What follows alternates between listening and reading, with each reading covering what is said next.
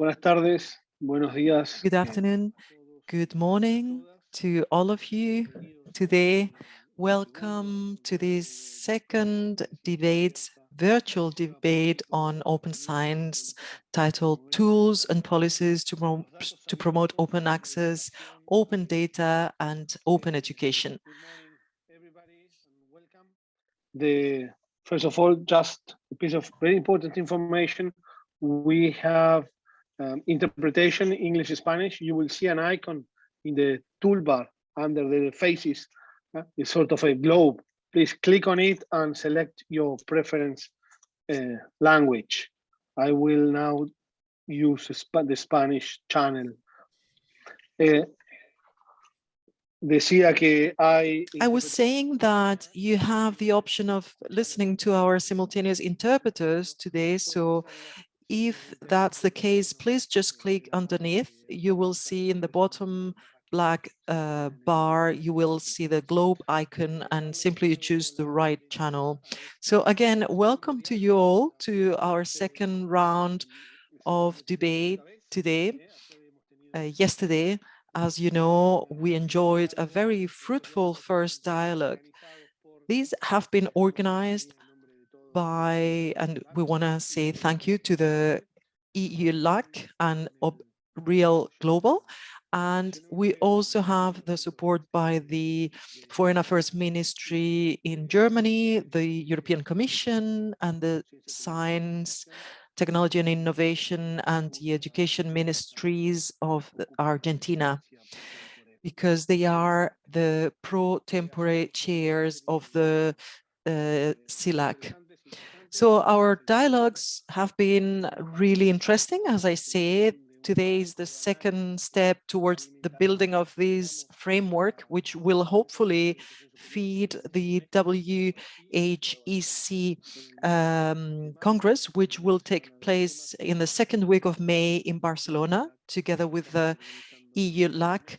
We are organizing a roundtable, which main goal is going to be to discuss within the framework of these two sessions, topics such as the promotion of open science in an interregional perspective with academics from European universities, Latin American, Asian and African universities too. So in order to follow the line of the conclusions yesterday, I shall give the floor to the executive directive, Professor Adrián Bonilla, and then we shall continue with the session. So you have the floor. Good afternoon, Nicolas. Good afternoon, colleagues in Europe, and those of you, very good morning in Latin America. Thank you very much for your kind introduction and greetings to all of you, stakeholders, academics, decision makers of all these topics that we are dealing with either yesterday or today. Yesterday was a really fruitful session. We talked about different concepts, the concept elements surrounding the debate and the proposals on open science. We talked many things, logics from intergovernmental activities with research entities, university foundations, and etc. Some elements that could intertwine today's dialogue could be, for example, the existence of asymmetries and inequalities. And this is a variable that hinders the possibility of people accessing knowledge and the tools and the means to actually get to know, to learn.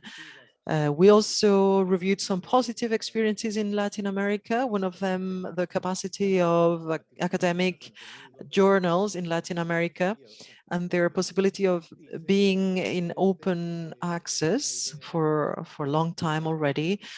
And again, another repeated idea in Latin America and other regions, in all regions of the world, Scientific research normally goes through a high level of public investment if it's not invested 100% by public resources or public funds. So in this sense, the connection with the idea that products of knowledge must be public was present throughout our debates yesterday. Another idea is that the space of production of knowledge basically all regions we mentioned yesterday is linked to the existence of universities, of course, research centers too, but universities are the main protagonists of these spaces of knowledge production. And following this logic, and having said that, I believe that the idea of leaving this scientific idea towards a subscription model from scientific journals to a much more open access or open subscription model, it has to do with access policies. And this is linked with exclusion and inclusion dynamics. So in this sense, the link with social and governmental common objectives in Europe and Latin America becomes evident, because the idea of, as I say, inclusion and exclusion and the access to open science, we see that one of the main objectives is, according to the Development Sustainable Goals of the UN, makes us understand that we must consolidate the open science public policies. And we also need to focus on specific topics like managing resources, which will make this happen. Yesterday, also, we mentioned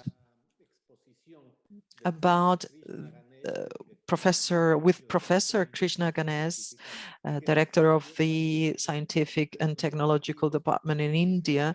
He talked about the objectives towards reaching open science and open data repositories, open databases in his country, and open libraries, tools that they become much more technologically perfect and which cover much more aspects, as one of the ideas that we could implement in the future in a more intense way in other regions of the world.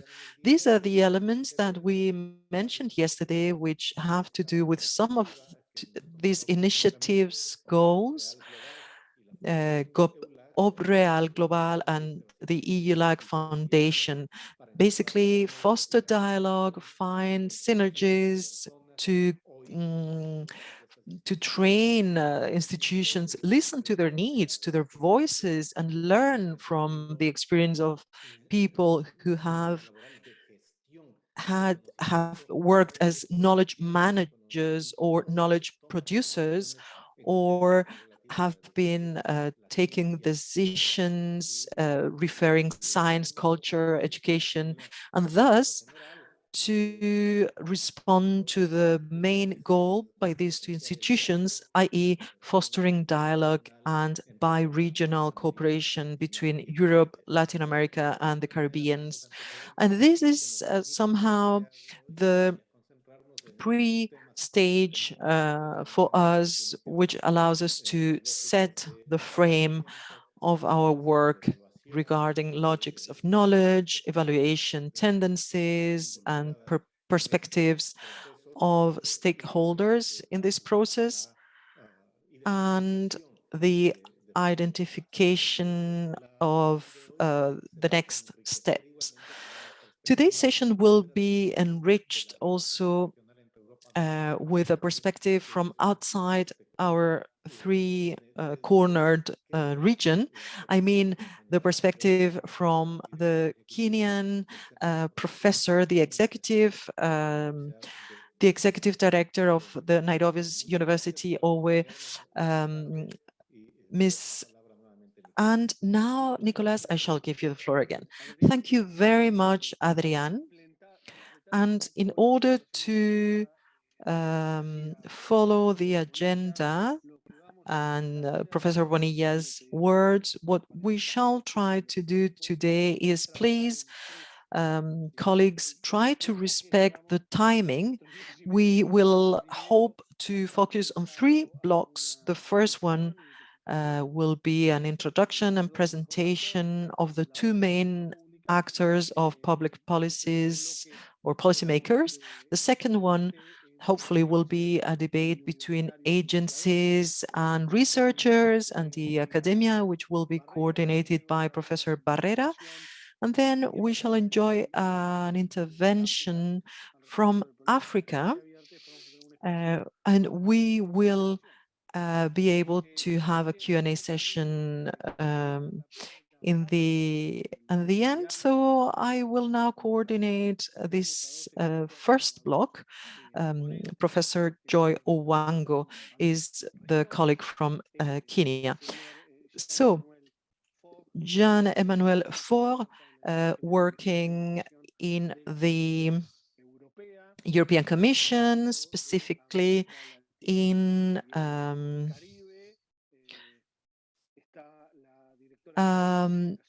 the École Normale Supérieure de Lyon. So he's the French representative. Then we have Ms. Marina Larrea, representing the Argentinian Republic. As we've said, Argentina chairs the pro tempore, is the pro tempore chair, sorry. So in this sense, in order to begin, maybe we shall give the floor to Marina. I have 3 elements that I would like both of you to answer, comment, debate. The first one dealing with the programs and policies that we are defining in these 2 regions, Europe and Latin America. We would like to know what are the features of these policies and programs that are being drafted, especially regarding the future of open education, open data, and open science in the near future.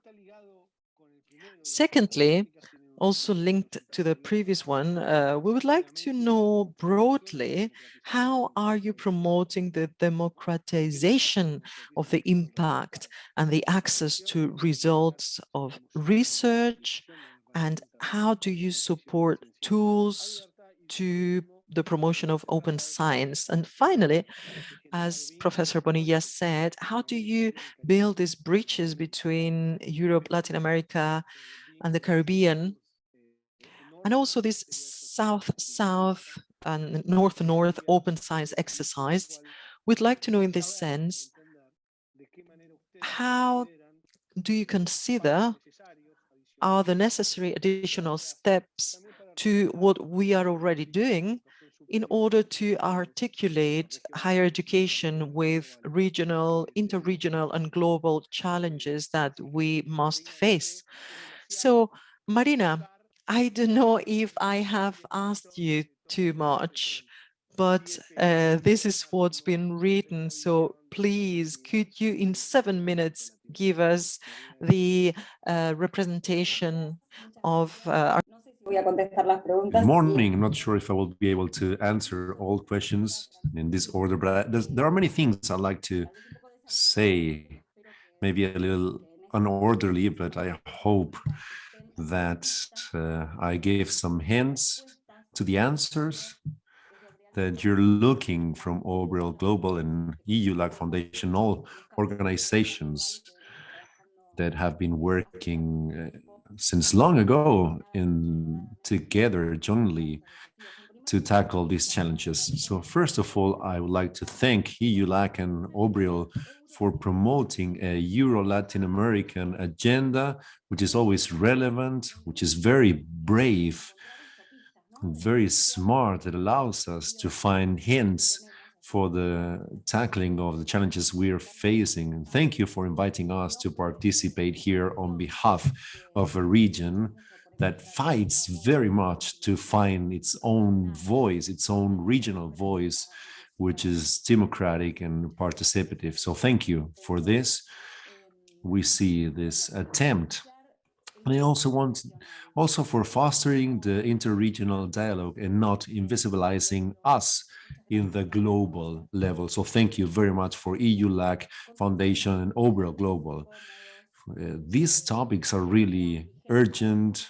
They're very present and presently on all the topics that we have been tackling: digitalization, digital transformation of university, internationalization of curricula, the future of internationalization and dialogues between India and Latin America. Now we are speaking about open science, facing the new WHEC conference, and also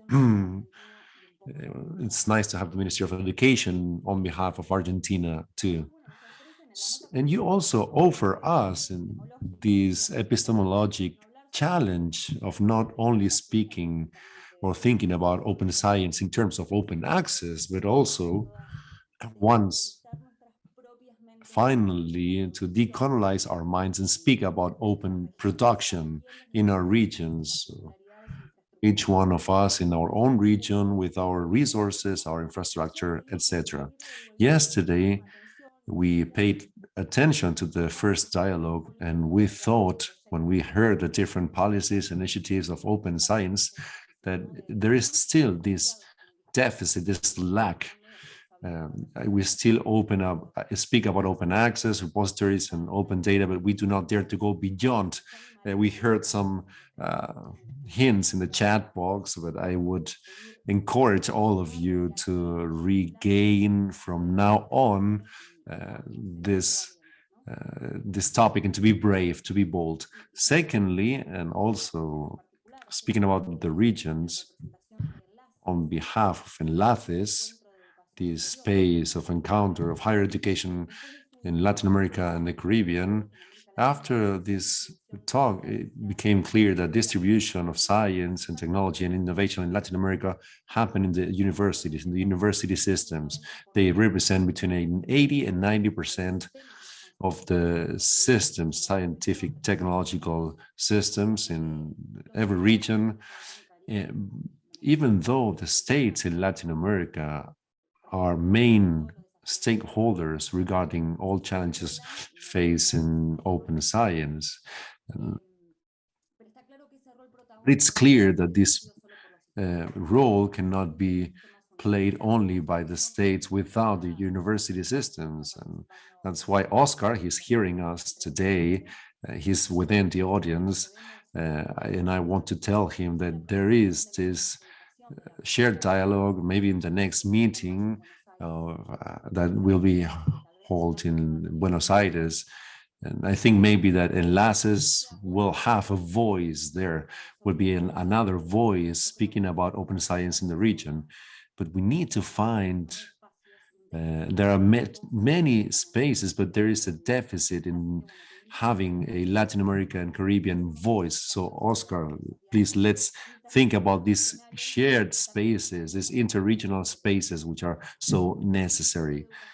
From the Ministry of Education, I need to speak about the challenge of dealing with the other educational levels, grades, and it's crucial, especially with the medium school,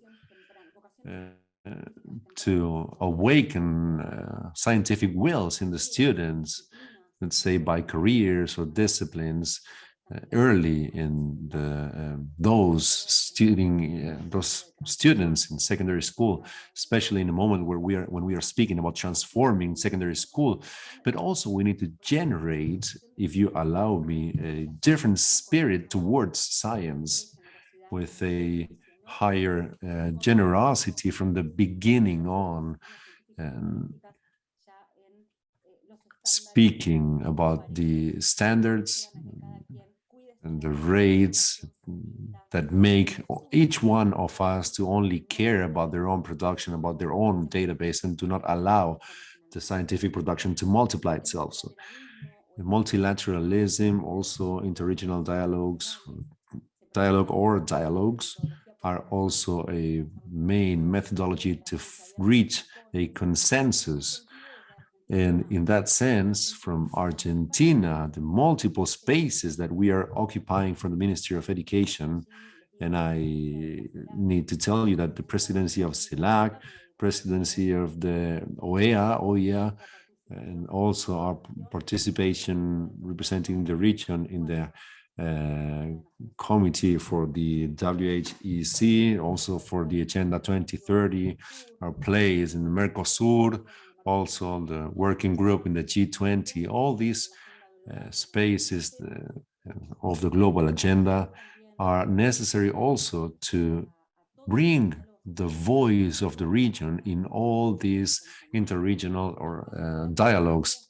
The CELAC European Union space is the Latin America space in which we will try to participate in all these questions. The French presidency in the European Union shed a light on our hopes, showing that culture, higher education, and research were a cultural objective, very important for all of us. And also in the conference of Marseille, they spoke about all these questions, and we're happy about that because we see a harmonization in order to begin building this Latin America agenda.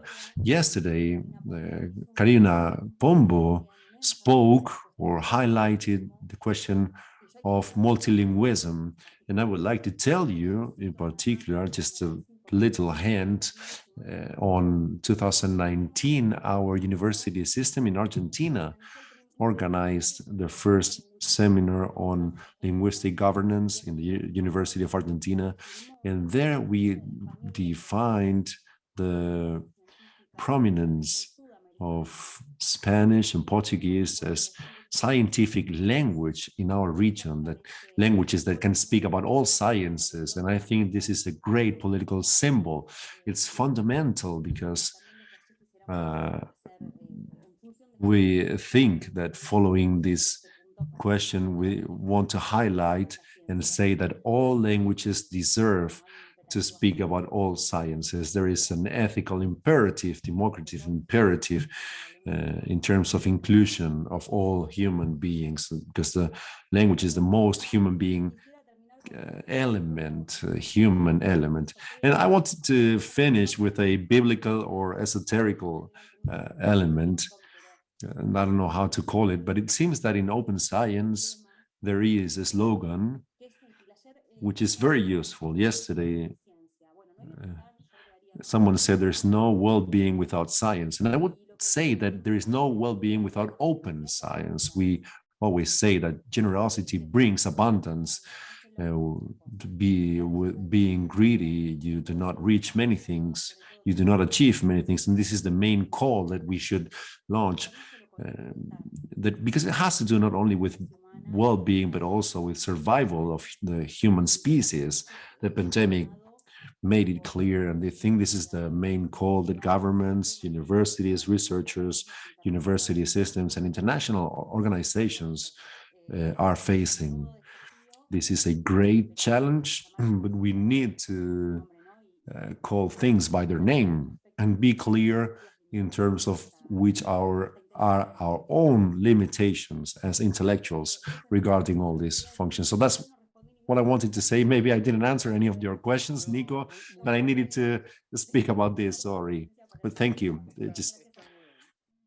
Thank you. That was great, Marina. Thank you. Thank you very much for your messages. They're very inspiring. And in the case of Mr. Fogg, the challenge is quite complex because it's very interesting to see that there is a state representing a region that tries to foster a spirit regarding sciences that goes beyond a discussion only about tools and transform it into a political debate discussion on the impact of the democratization of the outcomes to do science. And so, Mr. Ford, you have 8 minutes. We'll give you one more because the previous speaker spoke a bit too much. But in these 8 minutes, you could tell us how European Commission is trying to support and these things, and probably you're supporting some policies at continental and regional level that can support or help this spirit, so to say, in general, the spirit that our colleague was speaking about. So, Jean Emmanuel, you have the floor. Thank you very much. Thank you very much. Good afternoon or morning to everyone. So first, I'd like to thank you for giving me the opportunity to present some EU perspectives. To best answer to your three questions, I will structure it around three elements. So I will start with some main EU policies relating to research assessments and open science practices, and then on some instruments to progress. And then I will, as you asked for it, I will then, tal y como has sorry, pedido, I will o stop como the, me habéis pedido, a ver, voy a tratar de... Perdón, voy a parar la interpretación. El tercer elemento para responder a tu última pregunta será el de los desarrollos, comenzando con las primeras políticas de la Unión Europea relacionadas con la evaluación de la investigación y las prácticas de la ciencia abierta. Quisiera partir, bueno, voy a compartir aquí algunas diapositivas que me van a ayudar a explicaros todo este asunto.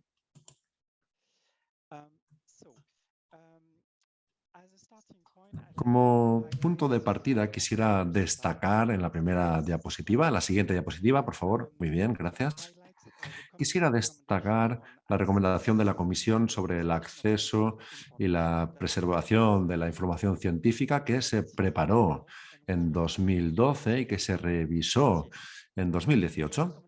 Esta recomendación es importante porque se llevó a cabo con los distintos objetivos de fortalecer las publicaciones de acceso abierto, gestión de datos, preservación y reutilización de información científica y también skills. What is very important is that in 2018, the recommendation also focused on rewarding the practice of open science. It recommends that recomienda que los Estados miembros puedan usar esta cultura de la colaboración y recompensar también la cultura de colaboración. And this is indeed absolutely crucial to enable the mainstreaming of open science. Subsequently, the Commission communication on a new European research era for research and innovation included the improvement of research assessment system as a priority, moving away from the over-reliance of the number of publications and where they are published. The ERA communication also identifies other priorities that are relating to open science. First, the development of the European Open Science Cloud, EOSC, as a web of fair data, and also another infrastructure, an open access publishing platform for Horizon 2020 and Horizon Europe beneficiaries, so the beneficiaries of the EU Framework Program for Research and Innovation, ORE, the Open Research Europe publishing platform that was actually launched very precisely a year ago. More recently, Council conclusions on ERA and on research careers have invited the Commission to work with stakeholders to reform research assessment. And in November last year, the Council adopted the Pact for Research and Innovation in Europe and its conclusion on the future governance of the European research area. Very importantly, es muy importante, las conclusiones incluyen a European research area policy agenda that sets the priority actions for EU member states for the next 3 years, 2022-2024. One of the actions aims at reforming the assessment systems for researchers and institutions to improve their quality, to improve their performance, and to improve their impacts. While another action aims at enabling the open sharing of knowledge and the reuse of research outputs. So overall, I wanted here to show you how much reforming research assessment is seen as a political priority for Europe, and at the same time, the mainstreaming of open science and the building of the necessary infrastructures and support that underlie this. Next slide, please. So to address a second element in your questions, I will focus on the instruments now to improve research assessment and stimulate the practice of open science. And more particularly, I will focus my attention on the EU framework program, Horizon Europe. In Horizon Europe, first, the legal provisions in the grant agreements, they are going to strengthen the open access rights and obligations of beneficiaries. The program now requires immediate open access to all scientific publications. It requires also responsible research data management so that data are fair and data that are as open as possible and but as closed as necessary. So this is one very first important point as concerns the funding conditions under Horizon Europe. Another important point is that the criteria for evaluating the proposals, the research proposals, they constitute an incentive to practice open science. First, the quality and the appropriateness of the practice of open science is now assessed as part of the project's methodology under the Excellence Award criterion. And also, in addition, when assessing how the individual participants and the consortium of the proposal, they have the quality and that they are efficient for implementation and they have sufficient quality, there are several elements that are considered. First, diverse outputs from earlier achievements, not just publications. Second, the journal impact factor of previous publications should not be used when assessing earlier publications, but instead a short qualitative assessment of their impact. And last, applicants need to demonstrate their expertise to practice open science. So all these elements are built in the evaluation of proposals and are aiming at incentivizing the practice of open science. Next, in addition, call topics of the different parts of Horizon Europe, they explicitly encourage to make use of open science practices like societal engagement, citizen science, verification of data, etc.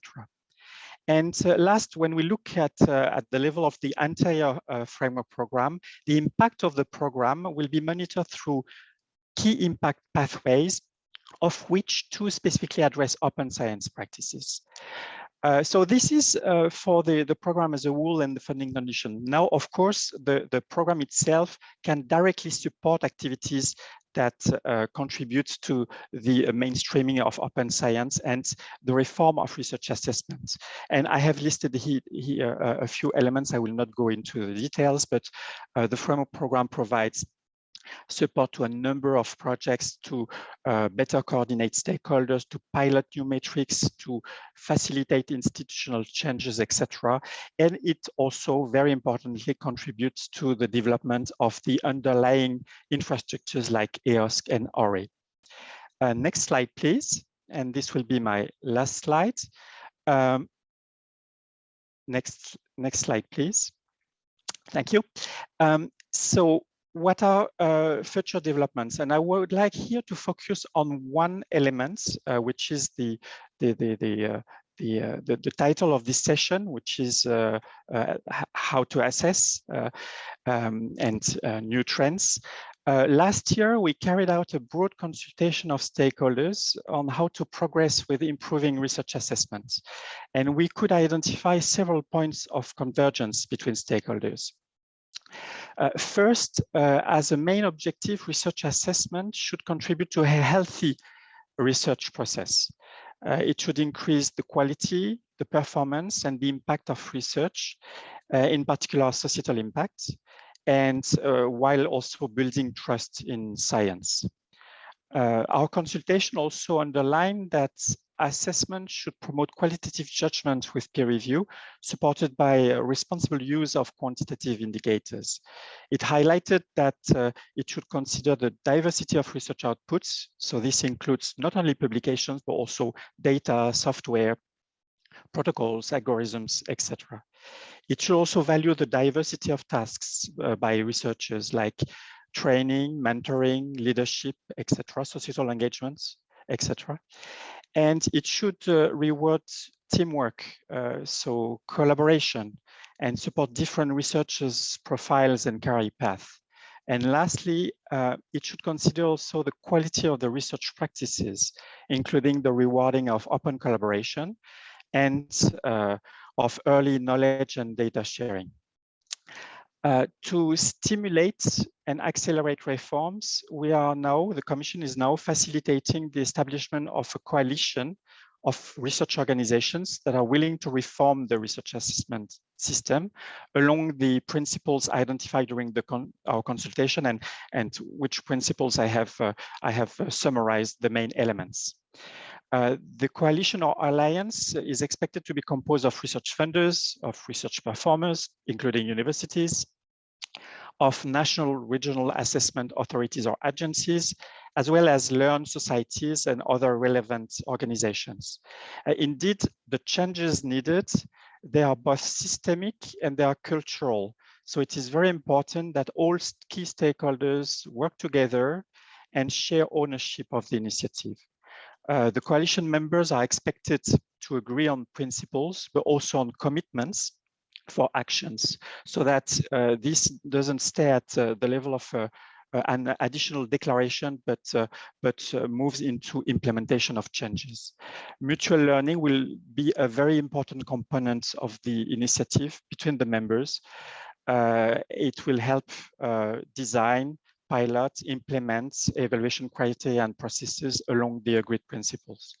The initiative would remain open to new signatories and, very importantly, open to entities outside of Europe, because any reform changes in Europe needs to be done in coherence with the rest of the world. And I will stop here. I thank you for your attention. Thank you so much.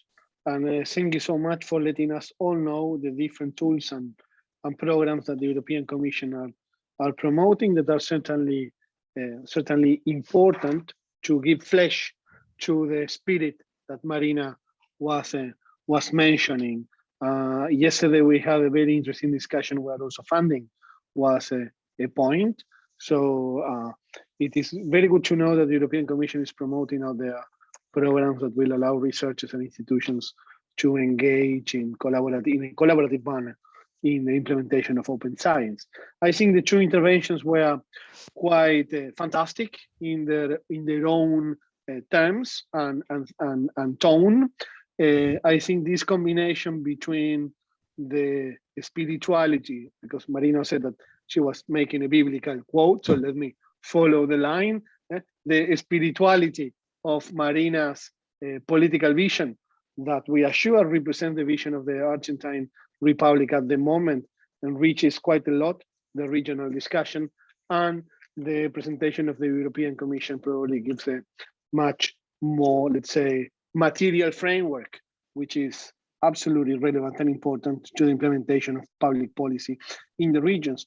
The challenge here, and this is a challenge that my colleague and friend Anna will have to take into consideration while leading the next discussion, is how to make the spirit and the materia coming together. This is a quite philosophical challenge, but I am sure Anna will do it in the right way.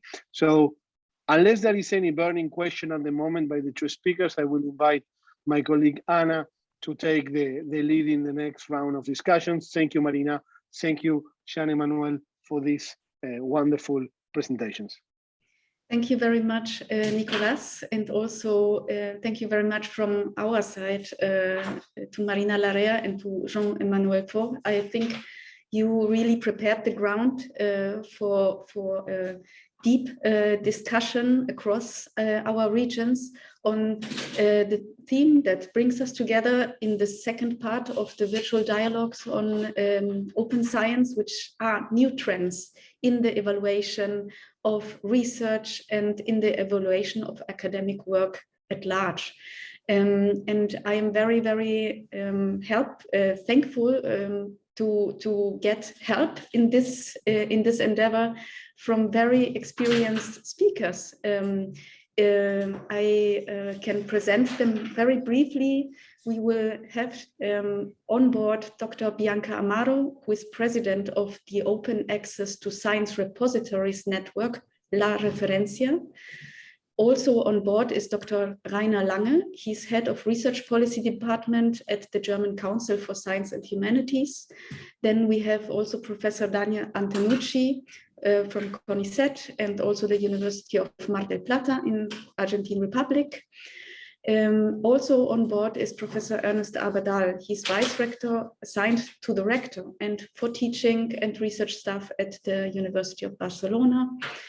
And we have with us Professor Pastora Martinez Samper, who is member of the European Universities Association Expert Group on Science 2.0 and Open Science.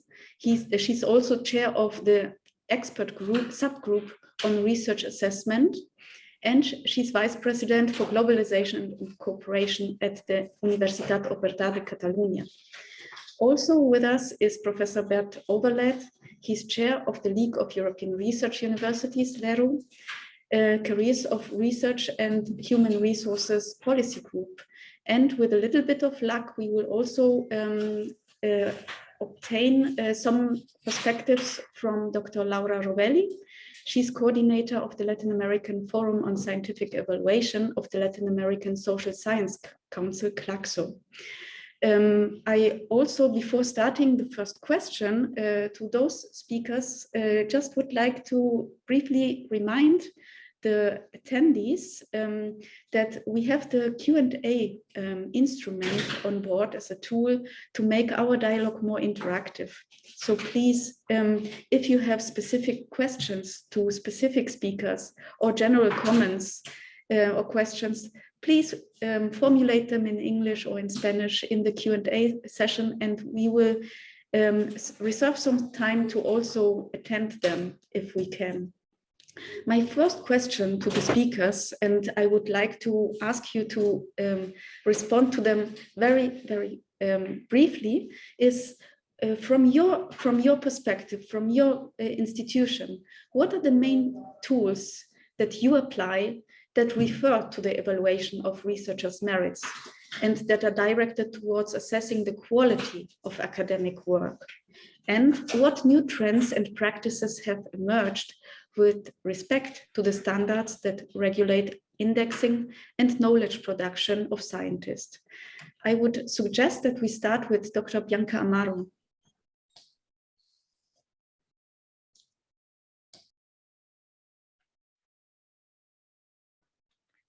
Bueno, buenos días a todos y todas. No pasa nada. Professor Amaro, it's a great pleasure to be here with you. Thank you very much. It's a great opportunity for me to tell you a little bit more on La Referencia Network. I believe that your previous presentations were wonderful, because we are talking about the same issues, actually, with specific actions. Well, if you are looking for some organization that might gather all the efforts in Latin America, well, La Referencia must be the one you're looking for, because La Referencia is made of state institutions and authorities from 12 countries of Latin America.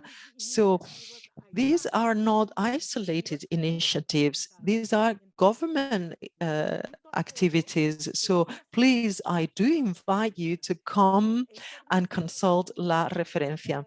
Now, as for the questions, well, we already have a tool, a very powerful one, which is our data harvester. We harvest all data in one single website, La Referencia's website. And the truth is, we already enjoy a closer relationship with Europe, because we participate together with the open access projects, and we also participate in the construction of new tools. All this, why? Well, our goal is the repositories to become a tool that can be used to create new forms of evaluation. I believe that the speech of Dr. Bonilla was excellent, because the main question is the one he made, of course. In what way can we decrease that gap, the digital gap? And I believe that one way of decreasing that gap is by implementing the open access in all countries, because in that way we will have access, because our countries do not have very high budgets devoted to science. And therefore, it's very important to promote, to foster everything related with the open access. In terms of open science as a whole, we are working within the field of La Referencia in the creation of scientific data repositories. And also, we need to say that it's very important to say that we already have a working group discussing about new ways of assessment, ways that take into account all the actions related to open science. And this is a very interesting discussion, because we're taking all policies, national policies, and what we are going to do is to make a proposal that afterwards can be used for each of the countries that constitute La Referencia.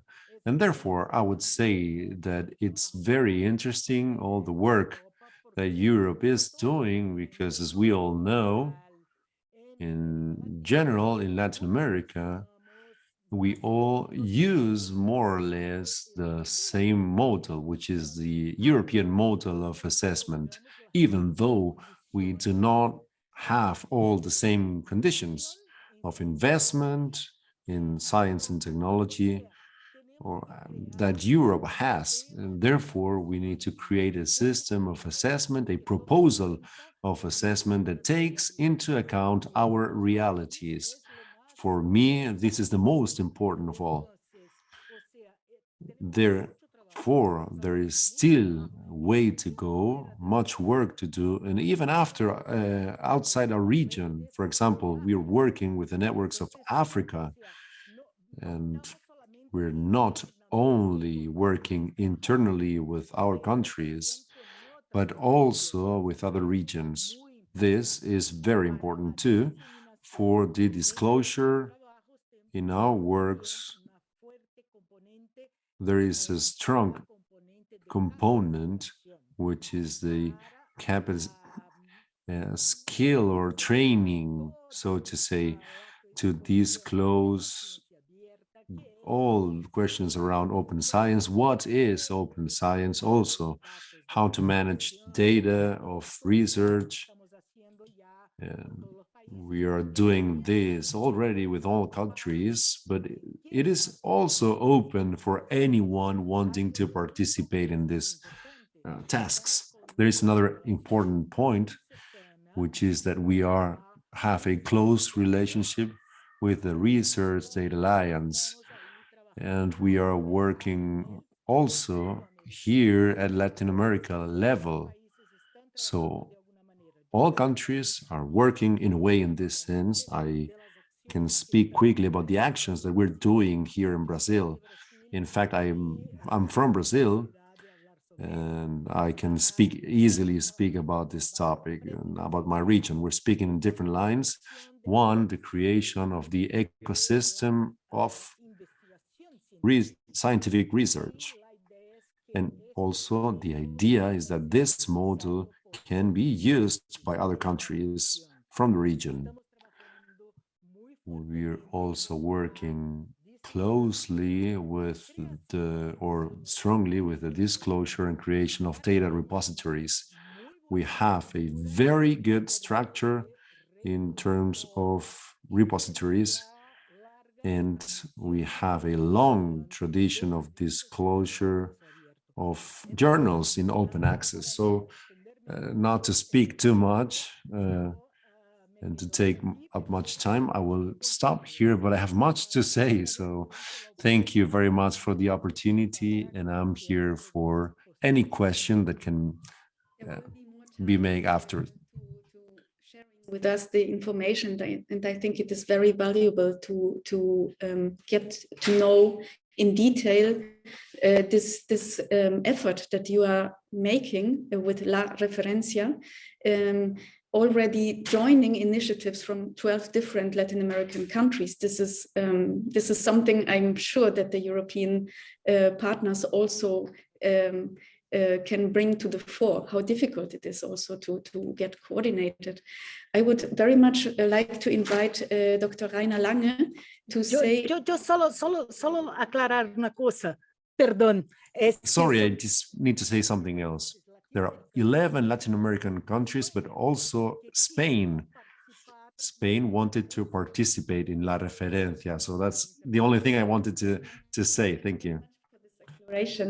Dr. Rainer Lange, you are also cordially invited to give some inspectives from the German Council on Science and Humanities on the theme. Yeah, thank you very much. And first of all, of course, thank you for having me here and we're inviting me to participate in this very important discussion, which has so many facets that I just don't know how to start it. And actually, I think I just focus on one specific point just to get a discussion going here.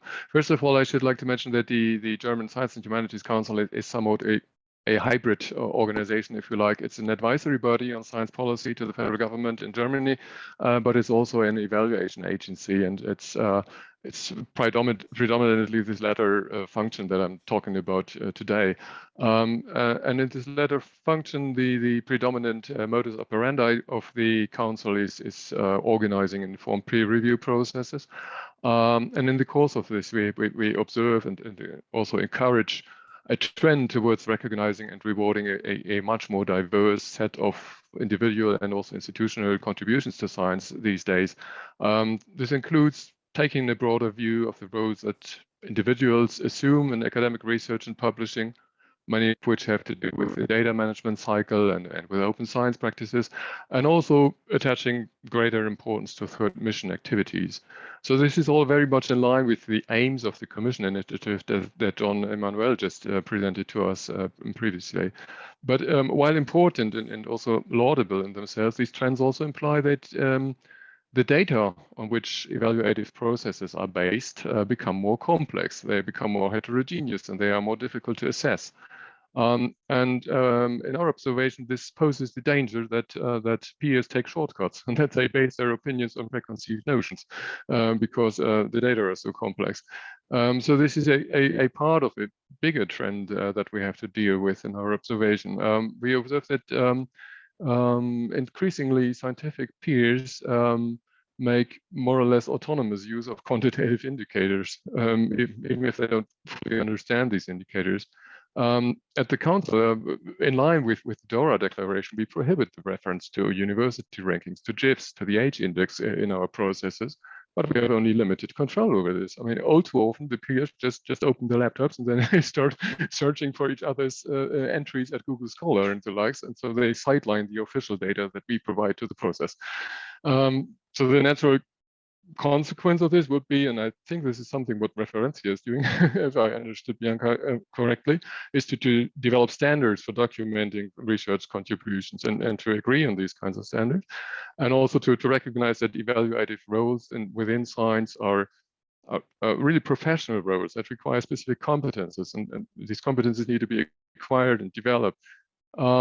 There are also numerous initiatives to these ends, but we face limited resources for this, limitations on reviewers' time. I mean, they need to learn this, and it takes time, and they don't have much time.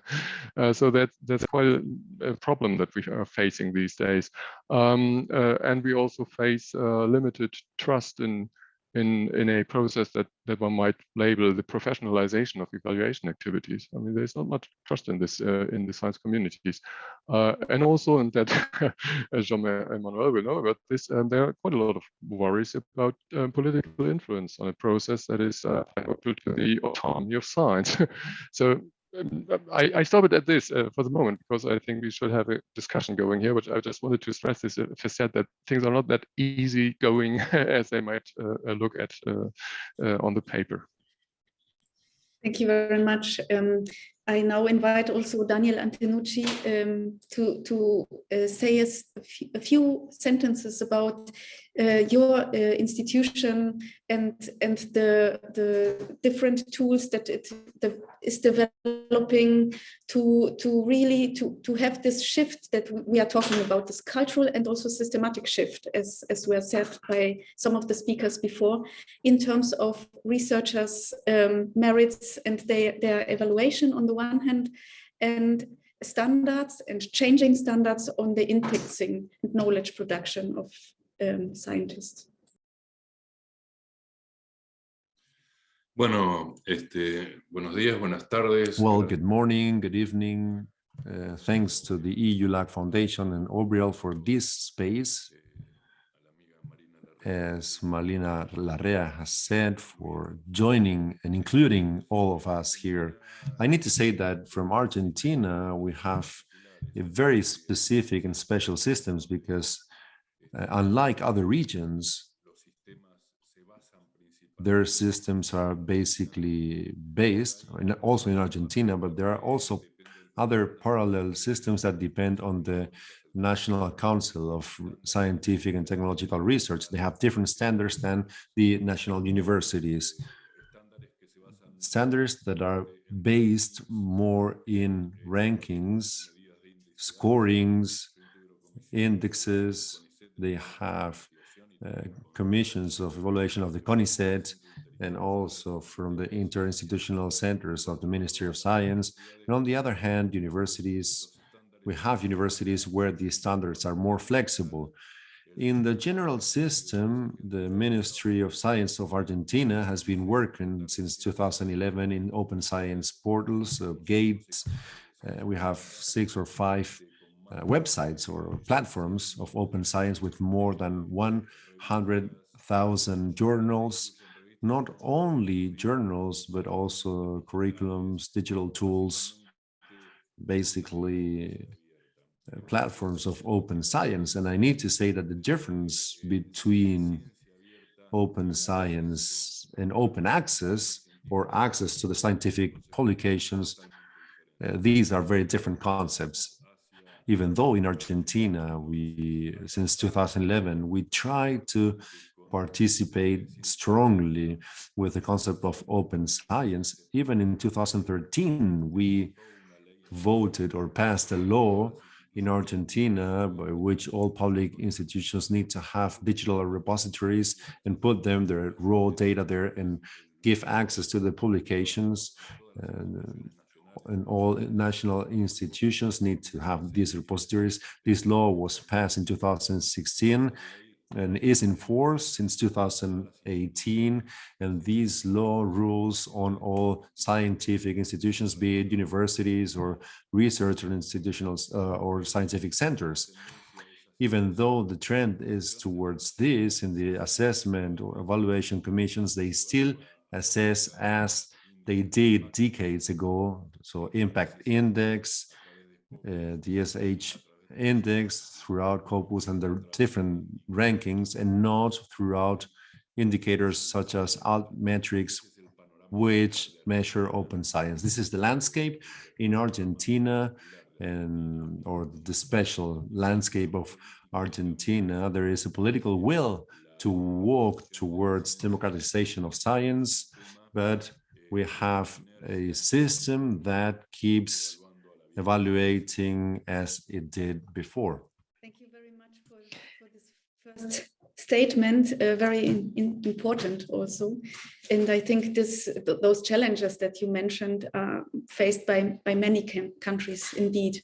I saw that in the chat, Professor Ernst Abadal was already a little bit active. he wrote in Spanish that in order to incentivize practices, positive practices promoting open science, it is fundamental to change the system of evaluation of research. So, Professor Obreal, the floor is yours. Muchísimas gracias por la invitación. Thank you so much. When it comes to the University of Barcelona, our commitment for over 10 years with open and access and open science, we have actually an open policy in 2011 that was updated in 2019. We have a data research investigation from 2019, and we have a person, a specific delegate person for this. But our evaluation system is, as Professor Antenucci explained, the traditional system, the classical one. We have a current research information system where all staff, all professors enter their inputs, their outputs, and we use standard criteria. This is the major problem we find we have, and this is what the chat also shows. How could we implement then a new evaluation model? This is the main challenge that we face and we have considered here in with the dean at university. And we are currently analyzing how at the rectorate, what sort of indicators could we use to leave this impact weight on the actual value of the paper, the article. This is our wish currently, and I have really enjoyed listening to Professor Four in the sense that we knew that already. The European Union is committing with this new form of evaluation. I believe in Europe and in Spain specifically, the impulse, the indications that could come from the European Union are going to accelerate this process. I would also invite Pastora Martinez Samper to let us know a little bit about how your institution is already promoting open science initiatives, especially in terms of the evaluation of the academic work. Gracias, Ana. Pues buenos días, buenas Thank you very much, Anna. Good morning, good afternoon, dear colleagues. For me, it's a great pleasure. I believe in multilingualism, as Marina said, so thank you very much for this space to be bilingual. As we say, open science is not just for the sake of being open, just to improve it. My two objectives are on the first hand, the EUA, the European Association of Universities. In the Open Science Group, we have been analyzing the trends in our universities in the whole of Europe. And we've been doing it with some polls that we launch in all of our universities. We opened with the article Open Access in 2014, and in 2016, we introduced the research assessment tool. And as Ernest and Professor Antenucci mentioned, what we see in Europe, how can we evaluate our researchers? Basically, we are based in the number of published papers in journals, and as for resources, so peer review and metrics. Undoubtedly, the journal impact factor is the top one, and the H index. So as many of us are already on the open science train, the so-called train, it's not that easy. Luckily, we have specific proposals to change this trend, such as system ones like in Dutch universities. Very interesting. It's a pity that Professor Rickert couldn't be here with us today. Also in Norway. Afterwards, I will send you the links. Sarah de Rikke, she meant. At the EUA, a couple of years ago, we had a couple of case stories with the NORA Foundation and Space Europe, where a couple of cases are mentioned. Flaxo is also here, for example, at European level, of proposals that are being carried out at different levels to change this evaluation evaluation system, sometimes perverse, that sometimes doesn't work. One example, the UOC, the Open University in Catalonia, sorry. We also enjoyed a reflection internally to see whether we could sign the DORA together with our internal group and some other academics, because this work has to be done with the whole of the academia. It's not going to work if it's a top-down one. It wouldn't work. It's all about the debate, like today. So in this working group, we decided, what can we do? In Spain, everything is hyper-regulated, but we have the help of external agencies. And we said, right, if we are going to commit towards this change, assuming DORA, stopping using this journal impact factor criterion. So we've started with Catalan postdoc launching or vacancy. So we've stopped about this matricitis, using metrics all the time and using more narrative curricula. We're actually requesting candidates to explain what they've done, what they want to do, where they want to go. So also other universities are also betting towards this tendency. It's not easy indeed. We have carried out this second project, which has showed us that we need to accompany reviewers and candidates to tell them how they should be doing it, so that they don't go back to the impact factor. So I'll stop here. We can continue later on. Curricula. I think this is a very interesting new element, although it seems obvious, but it hasn't been used before very much. I now also would like to take on board of the discussion Professor Bert Overlaat from LERU. You have the floor. Thank you. Thank you very much for inviting me and inviting Larry to this discussion. And the first question you asked was a very interesting question for us and for me personally, because we published a paper on this topic 2 months ago. And so I don't have the time in 2 minutes to give a conclusion on this paper, but it goes far beyond only the implementation of open science. It's really about what's happening today in Leru universities in terms of researcher assessment and where do we want to go. One of the topics I would like to mention, and Pastora already gives some indication to it, but one element is that we want to get rid of the obsession that we have in science with past performance. We are paralyzed like rabbits to see what kind of publications you made in the past. Of course, it's interesting to know, but there is so much more that we want to know from candidates than just thinking about what are the kind of publications you made before. In one university, several universities, and also in my university, we have a tradition, or we have been experimenting with narrative CVs for more than 10 years now. And we started with asking, which are your most important publications? Now we ask, what are your most important achievements? Because it could be all kind of other things than publications. And what are your ambitions? So we're not only looking at the past, but we'd like to look in evaluating people also, what their ambitions are, what their aspirations are. We also ask them what they learned from their failures, how they develop themselves as a person. And there are a number of dimensions that are elaborated in the paper that I think is very important for the future of scientific performance. And one is leadership, and the other is collaboration.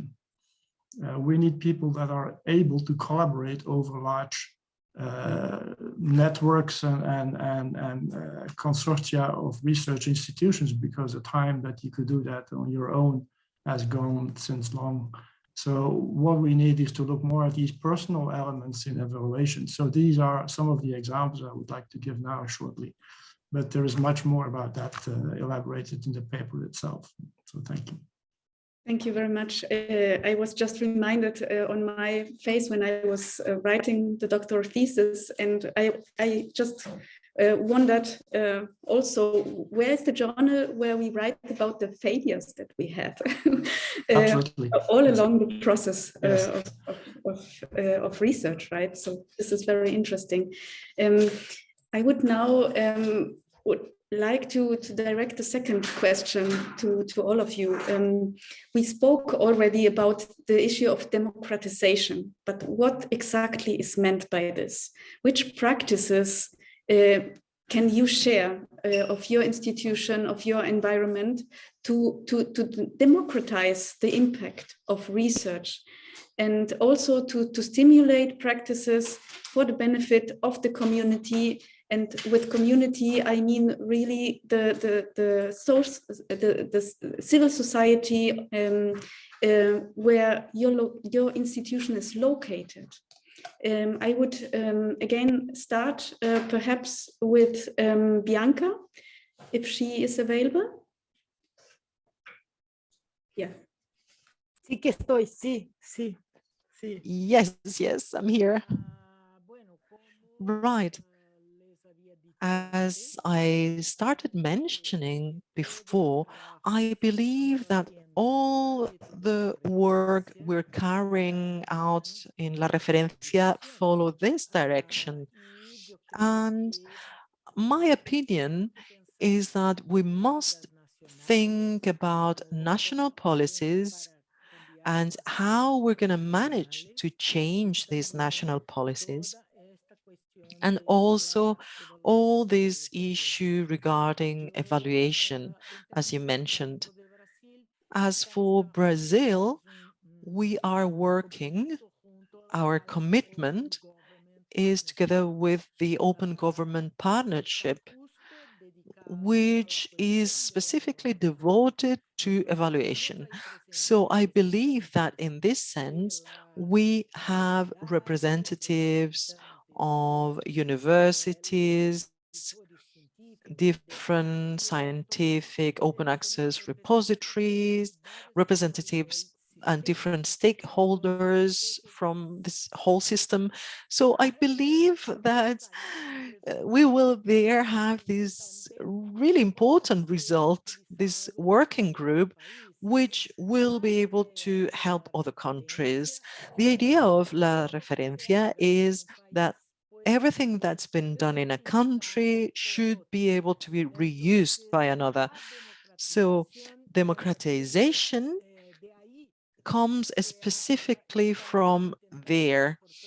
We are trying from different perspectives to get countries ready and work with open access in a full manner, and also to work with all the issues related to data repositories, and also draw from this a proposal that we can actually show and present to our authorities. This will somehow reflect the function by the academic world and the government representatives. I see quite an important solid work that we are doing in La Referencia. All we want to do is to have 100% democratic access to all researchers in our region. I believe this is it. How about your stake on this? I also refer with this question, I guess, a little bit to citizen science, which was also something that was mentioned yesterday, but we didn't enter too much into detail. So it would be great also to hear from your side on this matter.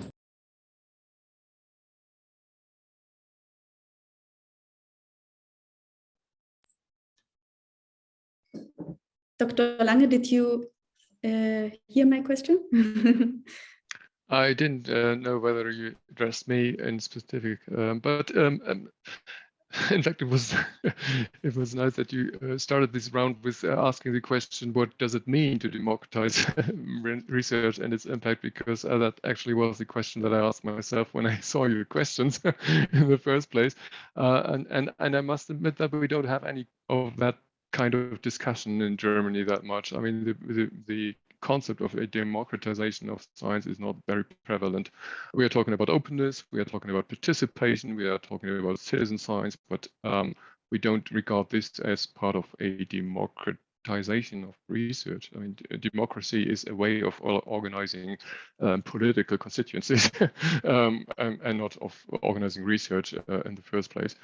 So I can just briefly mention that we just have published a report on open access from our council, which has also been published or translated to English a couple of days ago. So you might want to take a look into that. And the council is fully supporting the transition to open access and declares open access as part of as an element of good scientific practice. And so in this context, we of course are discussing various models, how to finance publishing in the future and things like that. So I don't need to go into any detail here, I think. But of course, there are lots of questions that still need to be addressed concerning equity and access to publication possibilities if we turn towards an open access model and things like that. But we also have discussed open data a lot, and the council is really taking a rather nuanced approach on this.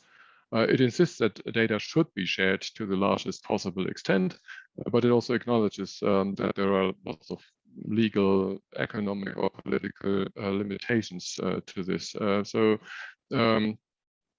as open as possible, as close as necessary is still not wrong, I think, and of course needs to be fleshed out in detail. And I think something that really is a step towards what one might reasonably call democratization is that we also realize that as the collection and sharing of data and the data analysis by algorithmic means, and that become more and more common and more central impact on society, we need to build up data and digital literacy within science and also outside of science. And so that's the point that we've addressed in other reports by our council as well. So being able to interpret data, to draw conclusions from data, and to apply the results of this is no key of an increasing importance, both for many professions.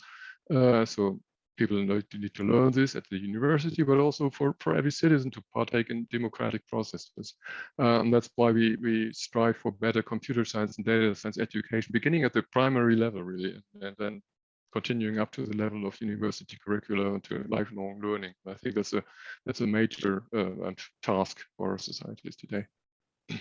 I think you gave a very good insight, actually, on what could be meant by democratization. And I also very much like your point, the last point that you made, that actually we have to start on the very elementary level of education if we want to have the changes, the cultural changes also that we would, I guess, in all our regions like to promote.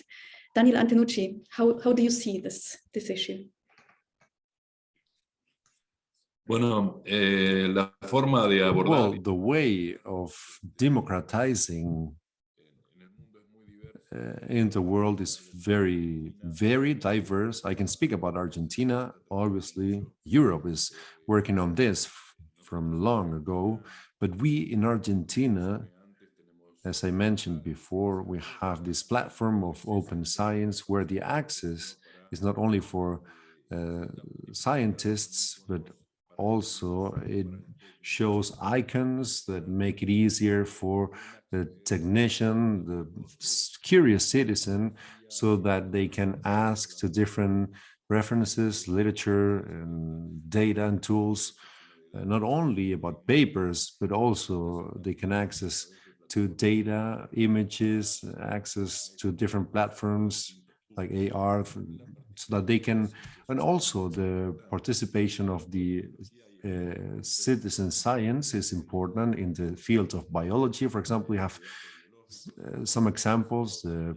platform of biological data where I have participated. For example, there are some other research groups that work with citizen science in the case of mosquitoes that can transmit different illnesses. And all these data are gathered in a repository where the scientists can establish if the species they are dealing with are vectors of certain illnesses, or there is, you see here a particular example of link between science and society, not only about the knowledge, so in the sense of the knowledge of society, but also intervention of society in the field of science. These fields, these roads need governmental funds and intervention to create infrastructures and platforms for that type of participation. So we're walking towards these tools, but as I said before, nevertheless, the commissions of evaluating peers, we still use old standards. But there is a big new stream that tackles that new dynamics of science, because society researches by itself throughout different tools, different platforms, and we need to accompany that stream, that sea of citizens. Thank you for this perspective, and I would also of the experiences of the University of Barcelona to enter into dialogue with the community and to interact with the community and learn perhaps also from their perspectives.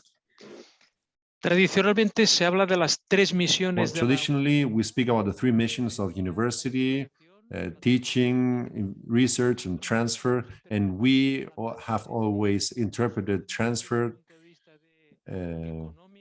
not only from an economical point of view, but also in the sharing of knowledge with society. And in this sense, the big experiences that we have are basically, as Daniel was saying before, our repositories. We have the institutional repository that has been increasing its contents, and we are following it up. We also have a repository of data that is also open to the whole of society, and these are institutional repositories. And on the other hand, there are different projects of citizen science that have been made by different groups, and there is not one single institutional program of supporting one citizen science, but it's on the way. This is our projection towards the outside, but inside our institution, what we're doing is a very important program of training and assessment or advisory in terms of open science and knowledge sharing. And this training, we are giving it to pre-doctoral researchers, and not only the pre-doctoral researchers, but also to all our academic staff, because we think that the way of fostering this projection towards society needs that the whole academic staff knows how to use it and how to manage it and how to act. And new sorts of profiles would be needed in researchers and in all the academic staff and staff at the university in order to really be able to share knowledge and to also to live open science as part of one's work. So I think this is very interesting what you mentioned. I see that Professor Pastora Martinez is very active in the chat and sharing a lot of information and links. Talking about the chat, I just take the opportunity to invite all the attendees of this dialogue to also formulate questions that you might have to one of the speakers or several speakers, or comments. We will have a section later on where we can uptake 1 or 2 or 3 of the questions that you might have. Please formulate it in whichever language you might wish. We will try to address them as well. So, Ms. Pastora Martinez, you have also the floor on this question. Gracias, Ana. Yo también le he dado Well, thank you. I've also thought much about the question of what democratizing means, the impact of research. We have seen many hints here, but there's still one lacking, in my opinion. And in a moment like this, we should not forget it. And it is the public policies, evidence-based and science-based. We've seen it during the pandemics, but also in this governmental panel for climate change has recently published or issued its latest report, and the academics say that we're still not adopting the proper measures, and we need to acknowledge that maybe here as the academia we have failed somehow. And in this sense, from the walk, we think that the university needs to acknowledge that knowledge is also outside the doors of the university. You mentioned, Anna, that knowledge in universities passes from generation to transfer, but we also need to pay attention to the knowledge that happens outside, not only at this level of citizens, but also in hospitals, museums, schools, public administrations. And we think that's important. We think that our university needs to be a node of knowledge and an axis of knowledge that acknowledges all stakeholders of society. And here we have also created a plan of open knowledge. We like to call it open knowledge, not only open science, because we in our university we have sciences, but also humanities, and we need that also the teaching also needs to be open and in contact with the rest of the society. We launched this a few years ago. And I also wanted to highlight an important axis for us, which is the gender equality, also as not only as university or organization, but also in terms of teaching and research. And in this line and linking with the EU-LAC, I wanted to say what Manuel was saying, the work that they're doing in the European Commission and the drafting team of this agreement, this collaboration EU-LAC with Science Europe. And I think what's being done there is very important in order to have new practices, to change our way of doing things. We need to open this discussion to very different stakeholders, as Manuel was saying, but also it's very interesting to see the principles that the report published by the Commission, scoping report by the Commission, set the fundamentals of what criteria and criteria for quality, but also of impact means. What do we mean by quality or by impact? And we need to acknowledge all the contributions that advance the knowledge, that's key. But also there's another element, which is diversity, inclusion, and collaboration. And it is also crucial and goes in line with what I was mentioning before. Thank you very much. I think there are several issues that have been mentioned by several of the speakers, like, for example, collaboration, like responsibility and leadership. You now mentioned the issue of gender diversity competences. I also think that communication as a competence of researchers is very important. We sometimes forget it because we tend to communicate in our academic bubbles, but it is something entirely different to communicate with different audiences. And before giving the floor to Bert Overlet, I just welcome Dr. Laura Rovelli to the floor. I will give you also the word just after Bert Overlet. Welcome. Thank you for connecting. Bert, please. Thank you. I would like to continue a little bit in the same line as Pastora and Ernest said, that is that for most labor organizations, labor institutions, service to society has been a part of their mission. So the third pillar next to science research and education, all for many, many years, as far as I can remember. So this is not just an open science issue, it's something that goes much beyond. But before, let's say my experience over the last 70 years is that this extras, what you did, like it would be patient care, or it would be collaboration with industry, it would be, for instance, activities in professional bodies. I think there is no country that I know that professional bodies are run by professors. Even the most of non-profit organizations in my country is run by professors that do that voluntarily without any payment, because they like to do it and they see it as part of their contribution to society. So I think there is a lot happening there.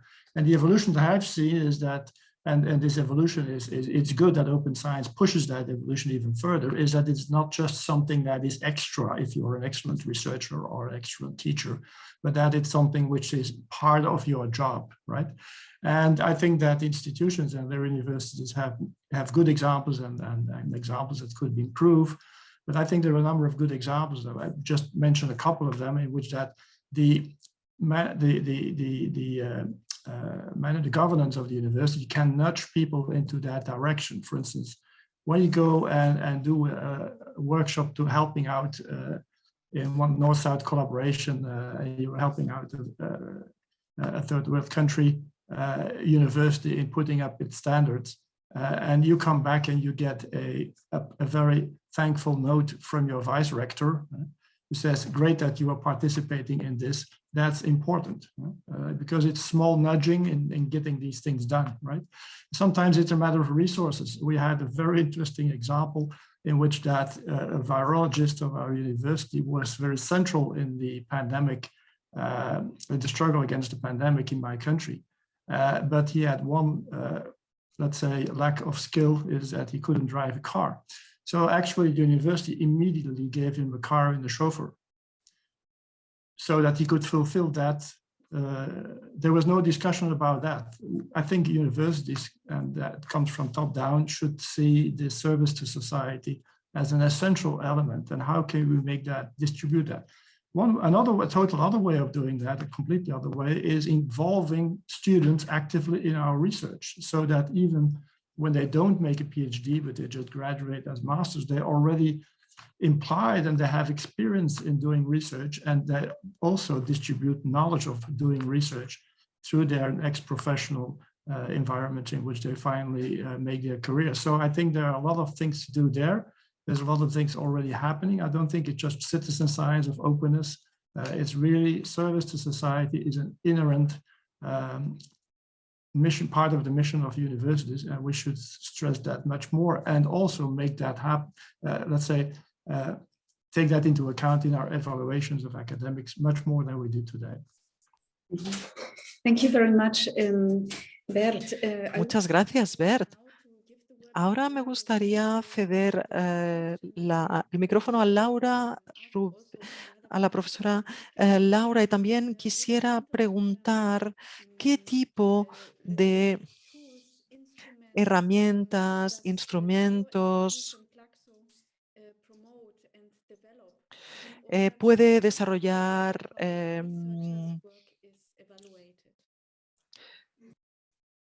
Muchas gracias, Ana, por esta invitación. Desde Claxo, digamos, hay dos líneas de trabajo muy importantes. Can you raise a little bit your microphone a little bit, please? Ahora sí me escuchan. ¿Pueden escucharme ahí? Ahora sí. Can you hear? I think, yeah, closely to your mouth. That will work for the translators as well. Thank you. Muchas gracias, disculpen. Decía entonces que desde Claxo, I was saying that from Claxo, we are working on two main lines on social sciences to promote the responsible evaluation of research in the region through the Latin America Scientific Evaluation Forum, and also with the participatory collaborative task locating in each region, each country of the region, with this collective knowledge through mobilization of evaluation tools of open science, but also via the production of different policies, instruments, the evaluation reform, which are basic for the region. We also think of different trajectories towards including different stakeholders, which were relegated in the past. Also, the production knowledge processes, not only focusing on results, and also the policies which redefine the notion of impact, that forgets a little bit this journal impact traditional criterion. We want to use public policies and instruments that could help develop our societies, and also biodiversity and multilingualism. From my organization, we actually put it in practice through the CLACSO working groups, where we talk about the knowledge production activities, and following the UNESCO's criteria or protocols, we think of different communication strategies. CLACSO also fosters the participation of researchers, but also reference social movement references or actors. These spaces deal about interchange, cooperation with more than 4,000 researchers in the whole region. We talk about different topics such as ecology, ecofeminism in the region, which produce intervention policies generating data, which are processed, shared openly. And also CLACSO has as the main goal the open access to knowledge, thanks to our repository of open postgrad or master's sessions, and the open access to journals through the correction of REALIC. And one more issue, the prolific activity of books, book publishing in social sciences. Thanks to multilingualism, they are published in Spanish and Portuguese, which are the main ones in Latin America. And also, thanks to the FOLEX counseling, we have informed the peer review in such books, such publications, so that they have an open license, so that those results can be resources towards the evaluation of research evaluation in the region. So equity, inclusion, diversity go through knowledge production in CLACSO towards this open science goal that we all share. Thank you very much, Laura. I think this is also very important, and the issue of multilingualism and the value of the use, writing, speaking, teaching in different languages has also been already touched upon by various of your co-speakers here. So it is interesting that I think there is a lot of agreement and convergence on many points, also across the regions. I would like to now come to a third and last question for this part of our dialogue, and just taking up what was shared before by Jean-Emmanuel Faure. He talked in his third slide about what could be the desirable future developments in the next, say, decade. I would like to ask you, what is your vision of the reforms and policies that should be implemented in the next decade to transform even further the field of higher education into a space where those knowledge gaps in our societies are closed, where quality gaps in education are narrowed, and where universities can contribute very actively and can highlight their role in giving responses to global challenges that all our regions are facing. I think Jean-Emmanuel already gave very interesting points. I like the word healthy that he used, like creating a healthy environment of research. So I would now perhaps start with Daniel Antonucci. Please, we have a little bit we are a little bit short of time, just be short. Sí, es un tema muy complejo. Nosotros, como sociedad, Indeed, this is a very complex issue. As society, we can predict what's going to happen with flying cars, you know, or teletransportation through literature, but we're not aware of foreseeing what's going to happen socially, because this is our framework. Well, universities and those who need to change importantly, we need to focus education on not informing, you know, giving all this knowledge to students and stepping down from this close structural pedestals or sectarian attitudes, closed-minded hierarchies. Instead, we should think peer-to-peer as equals with students, researchers, professors, so that these researchers should only articulate information. So in this context, and also in this multicultural education, we shall be able to get closer, efface all these borders between countries towards the Sustainable Development Goals, the 2017, and create the synergies towards these same common goals. Education must be multicultural, intercultural, and must look towards skills, not on content only, on information only. Response look like? Muy brevemente también. Yo creo que la ciencia abierta.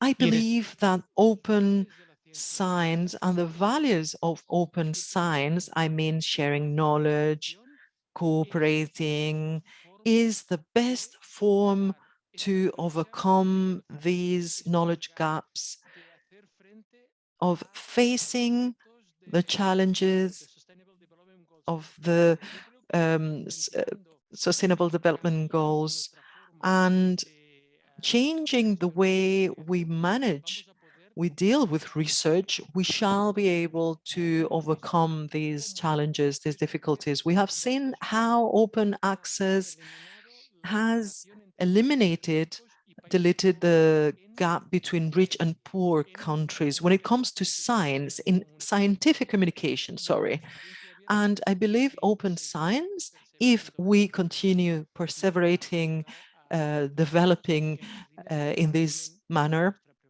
we will be able to work all together and enjoy knowledge, all of us. Bianca.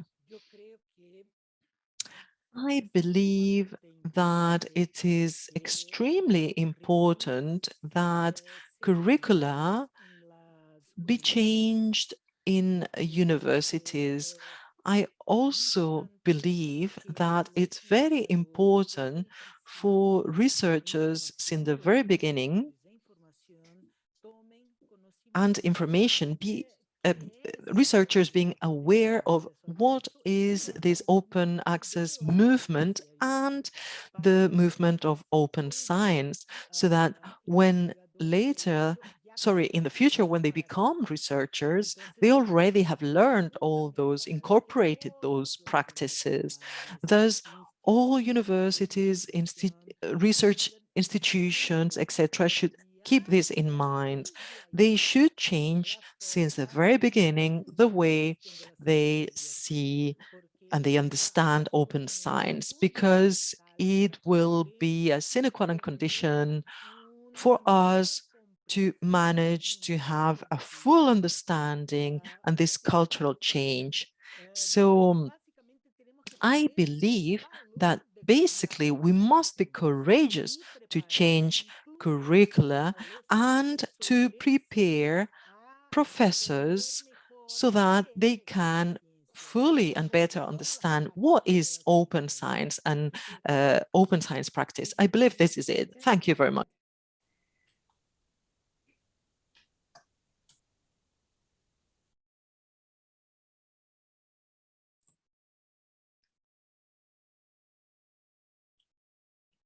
Bert, would you like to also answer to the question?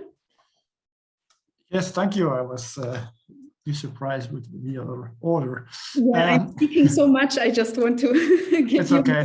I would like to comment because Jean-Emmanuel knows our position on that. I think that I must say, first of all, that the EU did a tremendous, excellent job. The scoping report you referred to in the chat is absolutely worth reading. I think it's compulsory reading. It's a very good report, and Larry supports the ideas which are in there wholeheartedly. We're also part of the process in trying to get that coalition. But, and I think I'm not just speaking for Larry, I think that all the university associations are on board with this process, but they still have a couple of worries. And I think these worries, it may be relevant just to mention these here, even if they're not also always the same relevance maybe for Latin American and Caribbean countries. But I think the EU Commission is pushing, the institutions and the local funders are on board. The big question will be, what are the member states going to do? And so far, there's a lot of voluntarism, which I think is not the way to do things when we really want to be serious. So that's an issue that we have to discuss further. And I think the universities have three major concerns. The first concern is funding. Especially if you're successful in research funding, you don't get funds for doing the kind of things that you were expected to do in terms of open access, open science, etc., etc. So there is a fundamental gap between the increased demands and expectations from society, which we fully subscribe, and with the basic funding. Basic funding now is not enough to provide students with excellent education. We have to find other types of income to make ends meet, and research funding is very strictly defined. And to give a simple example, if I want to do something about the career of my junior researchers, it is not allowed to pay that from research money, because that's not research. That's educating people, that's not research. So there is a funding gap, which is important.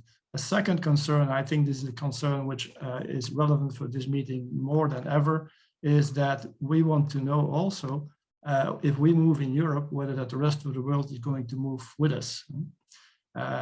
Because if there is another elephant in the room, which is the United States, if they and China, if they start dealing with their own system and we do otherwise, even with the whole rest of the world, how is that going to affect our position in the world distribution of scientific performance? So that is another question that I think, and we're very happy that the European Commission is aware of that and taking a lot of effort to addressing this more globally. And in open science, we're very happy with the UNESCO initiative that brings it really broader than just European and other friends, as I might say so, right?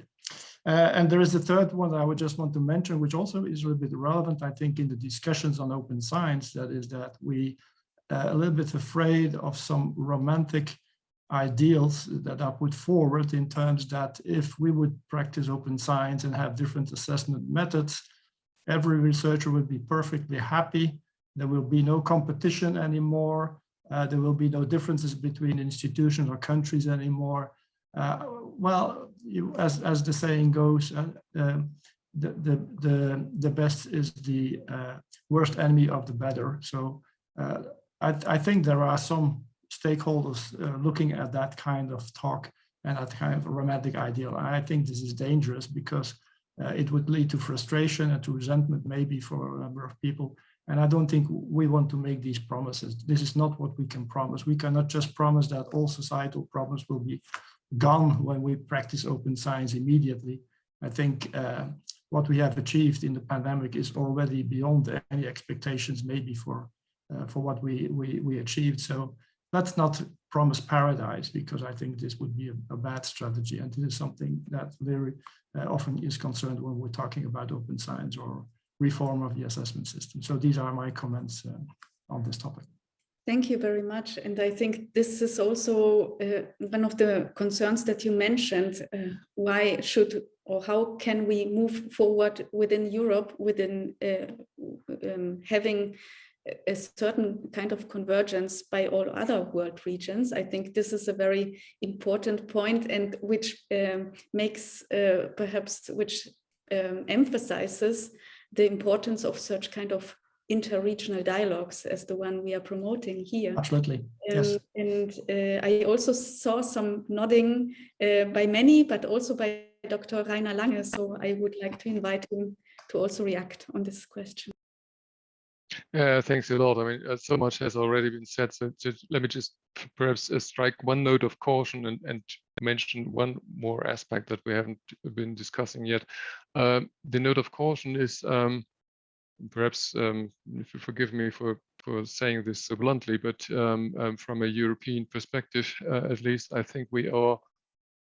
There's a risk that is, or a probability that's certainly larger than zero, that we are facing the end of globalization as we know it. And that will, of course, also put openness in a different context. So maybe we've already reached peak open. So there's a danger to that, I think. So let's wait and see. But we have to prepare for different scenarios, I think.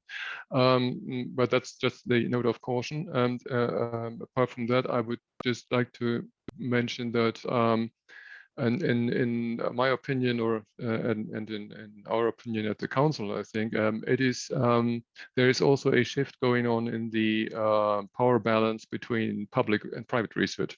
You know from history that there's been a time, like in the 1960s or so, where things like the Bell Labs and so have been very important in fundamental research, very strong. And we are experiencing big corporate labs now that are very, very strong in research again.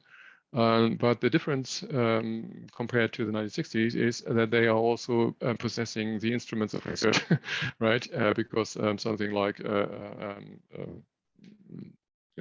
Google or Alpha, they with things like AlphaFold, they are now offering the tools of research that everybody needs. And so it is our opinion that the digital sovereignty of science, as we call it, is one of the important issues for the years to come. And we have to make sure that we understand what is necessary for that kind of digital sovereignty, and also that we provide sufficient resources for establishing the necessary tools. And of course, EU-LAC is a laudable and important initiative in that direction. We need to make sure that initiatives like these work, and also we need to be very clear that this is just the first step, and we have to go in that direction with really a lot of power behind it. I leave it at that for the moment. Thank you very much for making this important point on digital sovereignty and the relationship between the important but also critical relationship between science and the private sector. Professor Pastora Martinez, you have also some 2 minutes to perhaps address some element of my question that hasn't been attended by your co-speakers. Thank you, Anna. I need to add, because I agree with what has been said, but I wanted to add that I always like to remind that the Agenda 2030, the international agenda of development policies, affects to all of us. I repeat this in the European context, but also in other contexts, but it also affects directly to the universities, not only because it acknowledges higher education as a right, but also because it speaks about science and technology, not only in capacity building, but in other fields as well. And this agenda has knowledge as the main argument, but also it repeats the principles of open science. And all this is gathered in the recommendations of the UNESCO published in November. So when we aim at necessary reforms, I always quote a report that I will mention afterwards that it was published in 2019 before the pandemic, called The Future is Now, Science for Achieving the SDGs. And it says that we need to foster an education for sustainable development and also transform academic institutions in the line of being more pervasive to other groups. And how to transform the academic institutions, I refer to a very interesting document from the EUA, Universities Without Walls. It's a document that was originated in the EUA, and it was issued after some months of discussion already during the pandemic, and it aims at 3 lines to reform institutions. There are many more, but there are 3 key lines. First of all, reinforce civil participation. We have spoken about that. Also to promote interdisciplinarity. And as a last line, the reform of the academic career so that all this is possible, to give incentives and acknowledgements. It's key to change. And also I'd like to mention the importance that this change is at global level.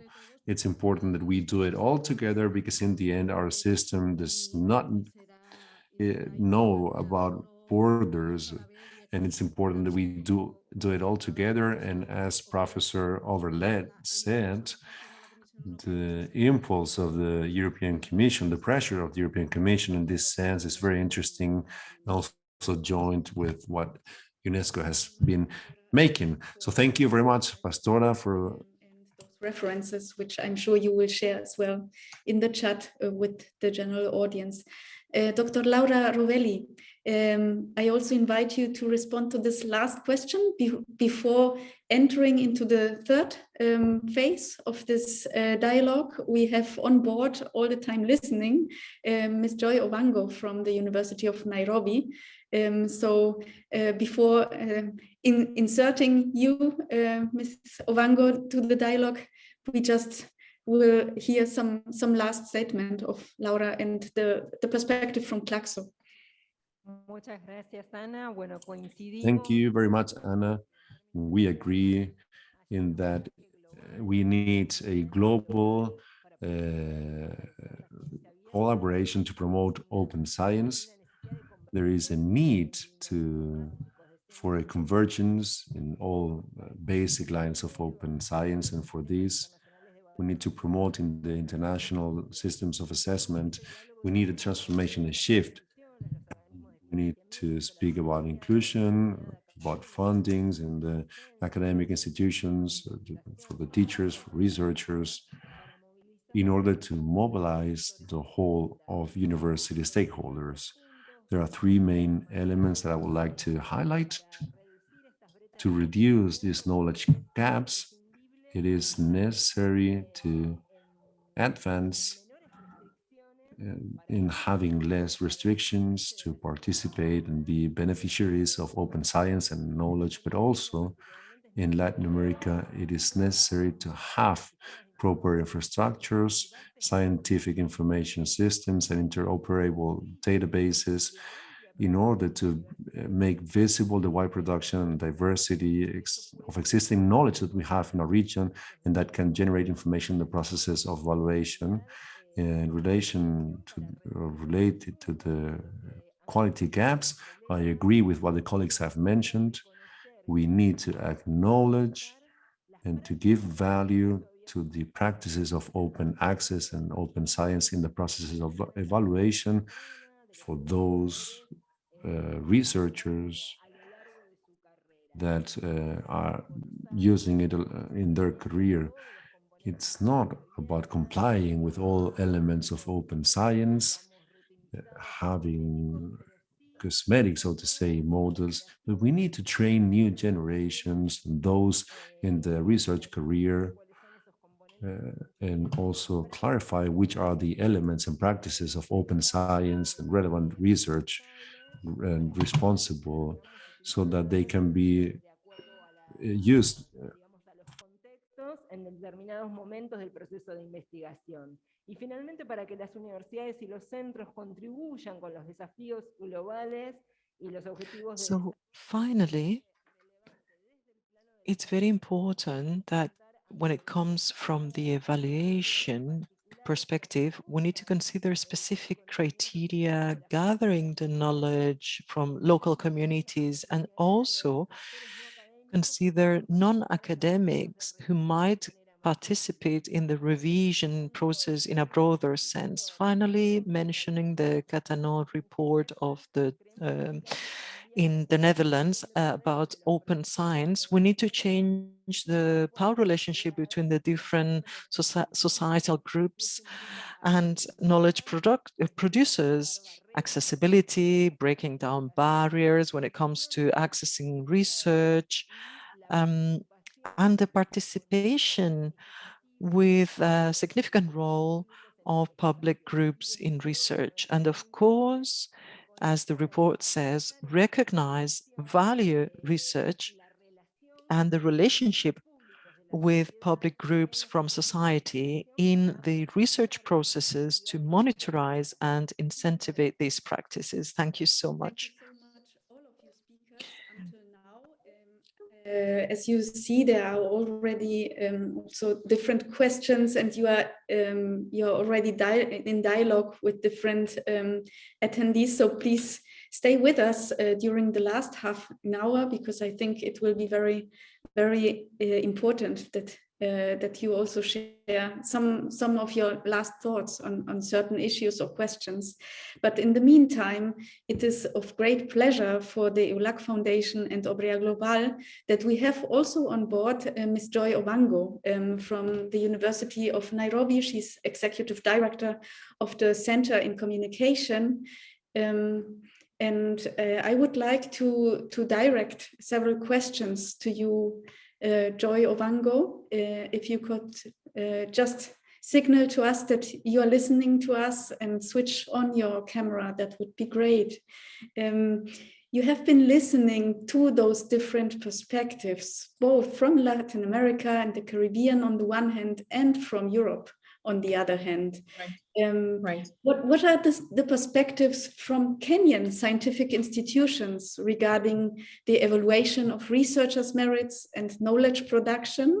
And which ideas do you have in respect of a more structured inter-regional setup of the discussion on researchers' merits, on the promotion of knowledge practices, and importantly, on closing the gaps in knowledge and between knowledge production and our societies, and how can communities benefit more from what is being done at universities? You have, I know these are a lot of questions. You have about 10 minutes time. We would be very grateful if you could give us just some lines of thoughts from your side. Okay.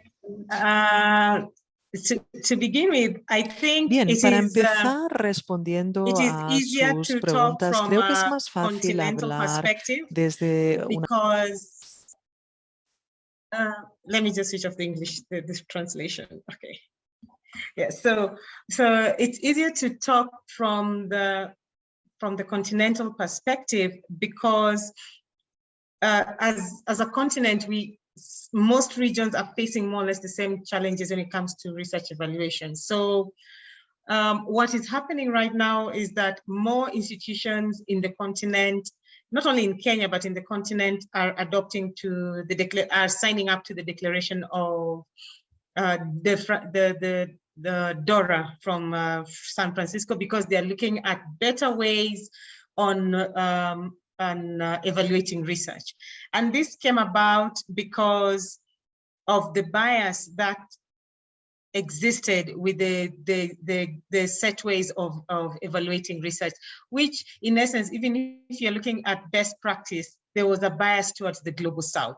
And the bias would come in also from the fact that maybe the research is not done in English, which is the language of science. This is something you'll find also pretty much in Latin America, or the translation was poor because there were so many little factors that would just drop,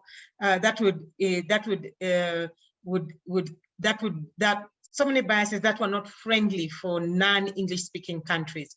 So granted, it would be easy to say that the continent, though diverse, has the bulk of the researchers speak in English, but the reality is their indigenous languages and national languages have an influence on how they would write. Doesn't mean that the science is poor, it's just that the English is won't be as good. It's the same kind of challenge you'll find in any country that is not, whose language is not predominantly English. But you'd see the bias. And then also at the same time, why more institutions are signing up to DORA is also the bias when it comes to peer review, and also the issue of sovereignty, data and research sovereignty. Because of internationalization, global North-South internationalization, we were seeing a situation where researchers were losing quite a bit of data. And one of the trends that have come up right now that also that have influenced how research is evaluated is the adoption of the latest technologies in academic publishing. So we are looking at the use of repositories. We are looking at the use of preprint repositories and also publishing repositories. So in Africa right now, we have Africa Archive, that is Africa's continental preprint repository. So it collates all output that is done in Africa, or any researcher who is conducting work on and about Africa. He doesn't necessarily, or she doesn't necessarily have to be in Africa. So it is indexed in there. But then the other thing is that it has provided a platform for research visibility. So if you're looking at it from an evaluation perspective, or even from a promotion perspective, institutions are now recognizing the use of preprints as ways of measuring the success of a researcher's performance. And you can see this clearly by the number of preprints that have been churned out within institutes. They wouldn't have comfortably taken that up. So there's Africa Archive, then we have the Africa Academy of Science Open Research, which is formerly by the Africa Academy of Sciences. And then we also have institutions now creating preprint repositories like University of South Africa. So the reason why you see them going this way, in that direction, is because one, they're looking at visibility of African research output. You're looking at a platform that can also index research that is done in the national language, which you could easily say is the indigenous language, but it is the national language. So if you're looking at Amharic from Ethiopia, Igbo from Nigeria, Kinyarwanda from Rwanda, but you're able to see that research output because these platforms are also providing translation services so that it can also help increase the visibility. Now, the government's involvement in this whole process is not as active as we'd expect, but nonetheless, there's a push by African governments in the adoption of open science as a way in increasing research visibility, and also as a way of being acknowledged as a form of research evaluation within institutions. Because what we noticed as a center with our partners, and when I say our partners, this is our most recent partners. This is the Association of African Universities, which is the umbrella body of all universities in Africa. We noticed that universities were pushing back on the adoption of open access and open science, and they do not want to use open access, especially open access, not open science per se, but open access. They do not want to adopt open access as a form of measuring performance in the institute. So if researchers published in open access journals, that wasn't quantified as an indicator that could be used for promotion, because they still have the traditional narrative of the challenges that come with open access. They're still connecting open access with the predatory publishing. So that kind of pushback made us start creating awareness programs with the Association of African Universities to make leadership understand, because you see, it's the vice chancellors and the deputy vice chancellors and the rectors who are pushing back. So it's training the vice chancellors at a leadership level so that they can understand how the impact open access has on their institutes, and also working closely with the library services, because that is also another thing we noticed. There's a disconnect. The libraries are not working closely with the research office or the leadership, or sometimes the leadership is just not listening to them. So what we've done is that we brought in the transnational African Union transnational organizations to help in influencing change within these institutes. And we've started doing this with the first workshop which is going to be held on April 26th of this month. And but also the fact that governments, even though they might not be as active as we'd expect, but we need to recognize that when the African Union STISA report was created in 2007, it mandated that African countries must spend at least 1% of their GDP in higher education and research. The countries that have actually committed to doing that have created science granting councils. And each science granting council in Africa, we have about 17 science granting councils, are pushing for open science. So you see, we are in a situation where funders are demanding and pushing for the adoption of open science. So it is now becoming a multifaceted awareness on open science, and also, which of course, with the ripple effect on how it will influence evaluating research performance. When you have funders, the ministries of education or tertiary education, and the transnational organizations that are mandated by the African Union, creating the awareness, it gives a level of confidence to leadership within universities to create mandates on open access and use them as means of as indicators when it comes to measuring the performance of researchers within institutions, minus the traditional ones that I've been listening to all of you talk about, like the impact factor, H index, and publishing in certain journals, which would determine whether you're going to get promoted or not. So a lot is happening. We could do more, but I'm excited about the adoptions that are taking place, because if you look at Sharper Romeo, there are more and more universities creating open science mandates and open access mandates. And they are using, with those mandates are very clear that, because they also include evaluation of research performance or researchers' performance, using and with the use of also open access as one of the indicators. So these are things you didn't see even 4 years ago. So there's quite a development that is happening in the continent.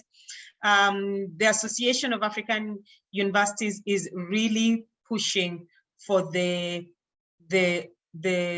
increase of open science and open access mandates, and they're also involved in quite a bit of public-private partnerships to help in creating this awareness for the various stakeholders, the higher education stakeholders, and that is at the African Union level. Then, if you look at the Eastern African level, or even the Western African level, or the Southern African level, we find that the university commissions in each of those regions are also doing the same thing. Even the research council commissions are doing the same thing. In Eastern Africa, we have an East African Parliament, and we have the Inter-University Councils of East Africa and the East African Council of Science and Technology. These commissions report to the East African Parliament, but they also create policies for all six country members in Eastern Africa. So, and you can see them pushing for open science and open access at a policy level. These are conversations we never used to have five years ago. So, but the fact that we are seeing this, it means that policymakers are being critical on how research is monitored, how research is made visible. And when you're looking at the visibility of research output, it also factors on how that that visibility has an influence on the evaluation of the performance of researchers within their respective institutes. So we are seeing multifaceted approaches. No longer is it a librarian's affair. We are seeing policymakers getting involved. We are seeing transnational organizations getting involved as well in pushing for the adoption of open science and open access. In essence, it is for our benefit. If you're coming from the global south, open science and open access truly is for our benefit. Don't get me wrong, it has some of it. There are some challenges that come with open access, but there are ways to go around it. There's so many developments that are coming up to make it as inclusive and equitable as possible. But it's for our benefit, and it's giving us a leveling plane to have effective collaborations, whether it is intra-Africa internationalization or transnational or global north-south internationalization. So there's quite a bit that is happening, and all it's on the positive side. Thank you, Anna. Thank you very much, Joy Ovango. I think this was very enlightening, and thank you very much for really opening up the African perspective. I don't want to take this any further because my co-moderator, Nicolas Patrici, is already waiting to sum up a little bit some of the questions that have been raised in the chat and the Q&A. So from my side, thank you very much for this really, really constructive and fruitful inter-regional discussion. Nicolas, you have the floor.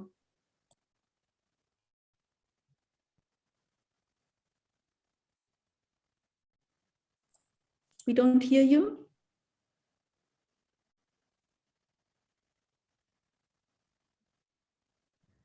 Ahora sí. Do you hear me now? Yes. Okay. Thank you, Anna. Thanks to all the panelists. I have paid attention to the discussion and to the chat also, and this Q&A system. And the truth is that there are not too many questions directed to the panelists, but there has been an interchange of information most of the times. But there are some documents that have been published by the colleagues of the European Commission, the colleagues from LIRU and the EUA, that I believe they're very interesting to share and also to have. Especially that document of the European Commission on the assessment. I think it's very important in terms of, or in that it highlights one of the main points of the discussion that has to do with the assessment of the researchers or the research careers.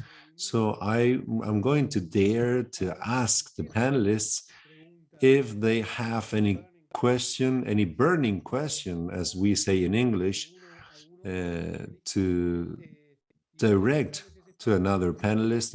But before that, I wanted to wrap up this second dialogue with a couple elements. We've been speaking about tools for the open science. Some of these tools have to do with the open access to data.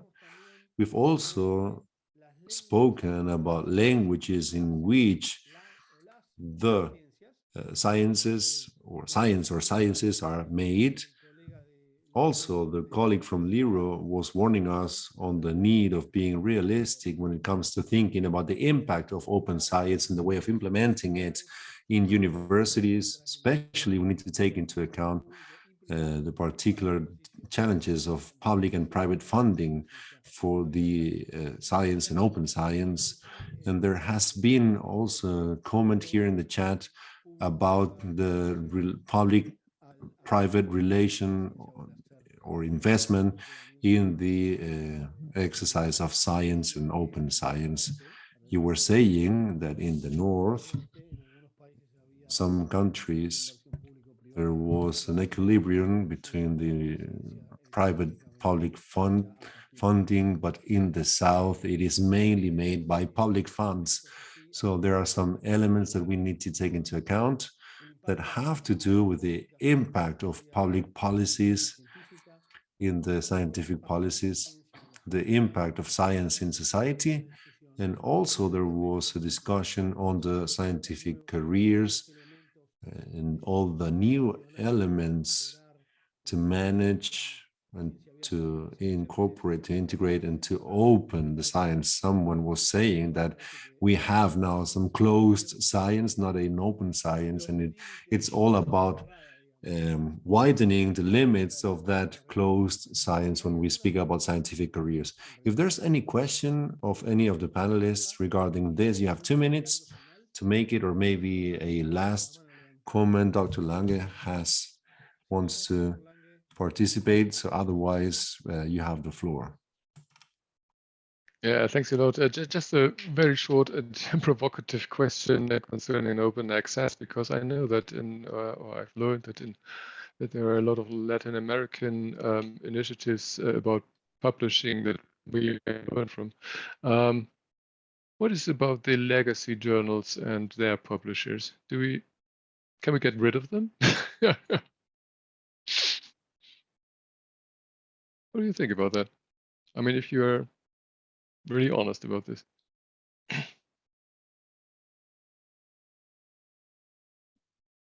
Any comment to Dr. Lange's even more provocative question? Well, we have to be pragmatic about some of these legacy journals because some of these companies have been in existence for over 200 years. We cannot just change the system, but what we can do is influence change, and that's what we're doing.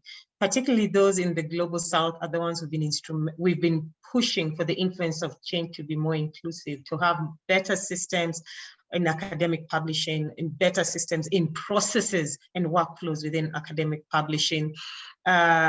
Also, early career researchers have always been the ones struggling in having access to publishing in some of these good journals and making themselves visible. So the developments that we are seeing right now in academic publishing with the adoption of preprints, which are not really new. I mean, the first one being archived which is 31 years old, is pretty much what we are doing is that we are looking at other ways to make research accessible and visible.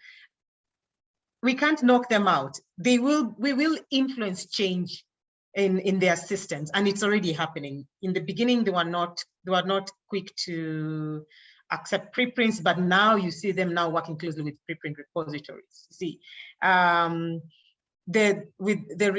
also there's a reality on the fact that people are now more aware on what is expected of them, especially for researchers. They know they have a right to have access to their research. That, there's more awareness right now. So you'll have a situation whereby it's a multifaceted conversation with publishers on change, on changing their practices, not from librarians anymore, but also from funders and from researchers. So we will be an influence of change, but a 200-year tradition cannot be just wiped out. It will be a bit difficult, yes. Yeah, thanks. That's a very nuanced answer, much more nuanced than the question. Muchas gracias, Joel, por estas dos intervenciones. Hay un comentario en el Thanks for the interventions. There is a comment in the chat. Ernest has sent a couple links. And Danielle, maybe you want to say something to finish? Well, yeah, it's different. It's difficult to change the schemes of powers and the internationalization of education. Well, the systems are based on gathering talents and not having an internalization of students from their curriculum only. And the same happens with the publishing companies. Their groups of power, their lobbies, and the specialized scientific groups. Mutually, they assess each other's as if it was a club of friends but maybe the metrics of open science would allow a democratization of the evaluation process in many parameters so that it's not only in the hands of a few. Thank you very much. You have Joy, please, you have 10 seconds. Yes, the reality is also the ranking of universities is also adopting open access and open sciences as one of their indicators. So there's quite a lot of change that will help in influencing publishers to change their practices or just go with the flow in making sure that they are more inclusive in working with researchers and not as aggressive as they've been in the past years. Muchas gracias. Con esto agradecerle a todos. Thank you. With this, I would like to thank all panelists, and I would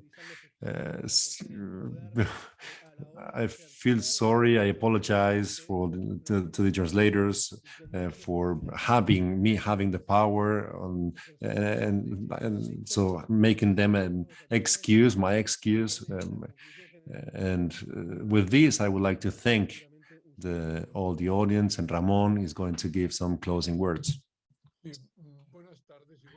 Good evening and good morning. I'm not going to try to summarize this rich development of today's webinar, above all because, as it was said yesterday, these two dialogues will lead to a document, a brief, a summary that someone will do, someone with better skills than me, and someone who's a specialist in scientific relations in Europe, Latin America, and the Caribbean, our good friend Peter Birli.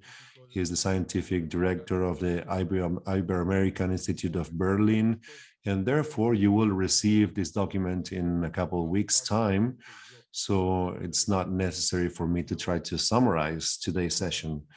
I will finish with a reaction as European to both dialogues, and in particular to today's. Today we have begun with a brave intervention by Marina Larrea in representation of the Argentinian government as pro tempore presidency of EU-LAC. And from a political perspective, we have faced as European to Latin America and the Caribbean. And furthermore, Marina has mentioned the very good intervention of Oscar Domínguez from Ascun and Enlaces, who also showed the clear will from Latin America and the Caribbean to keep working in these topics. Also today, Blanca Amaro, Daniela Antolucci, and Laura Rovelli, they have also spoken about some elements of the Latin American and the Caribbean position. To this, we need to give an answer as Europeans. The framework of that answer already exists because Jan Manuel Faure has presented 3 slides. One begins with policies and the other, or it ended with future developments or future lines. And in the framework of these future lines, we can position ourselves.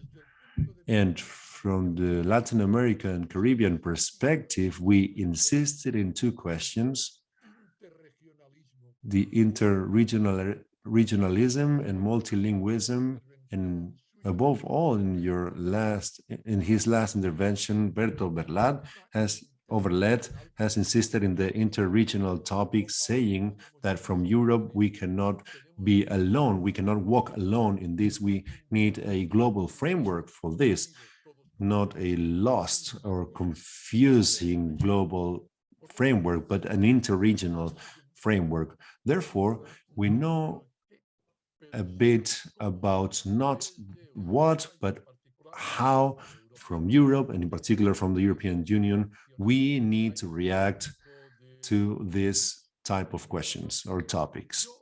Therefore, what I'm going to do now, and this may be a surprise for many of you, even for our colleagues from the EU-LAC Foundation, I want to launch an idea. In the European framework, there is an instrument that is useful to group many people interested in a single topic. That's the COSTA program. I have written the link in the chat box, and this program is a cooperation program, a bit informal, that allows for 4 years to advance a network of people interested in a topic.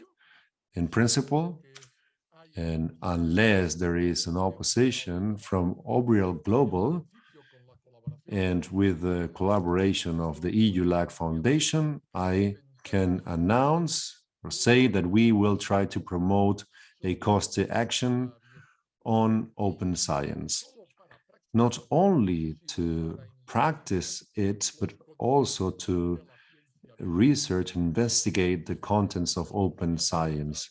That these 2 days dialogue has shown that the profile was not so clear as many would like or as many would expect. Therefore, with this formal announcement of launching this proposal of a cost of action that we will present this open call. This open call will finish in October 2022. And I think I can leave this summary in the hands of Peter Rivlin in the written document that he will present and send you. Thank you, Ramon. And I think we're reaching the end, so I want to thank everyone for this work. Peter has a very hard work in his hands, and I would like to ask Adrián Bonilla to say the last closing words and goodbye words. So thank you very much again for participating, and it's a pleasure to work with you from the EU-LAC Foundation. I want to mention also especially Ana Barrera. She has worked very hard in setting up all this, and it has been for me, she has been a great colleague, and we always need someone like her, a German person, to do all this in a very orderly way. So thank you very much to you, Adrián. You have. No, gracias. Gracias. Thank you, Nicolas, please, for this wonderful work done, because you've made this seminar a reality.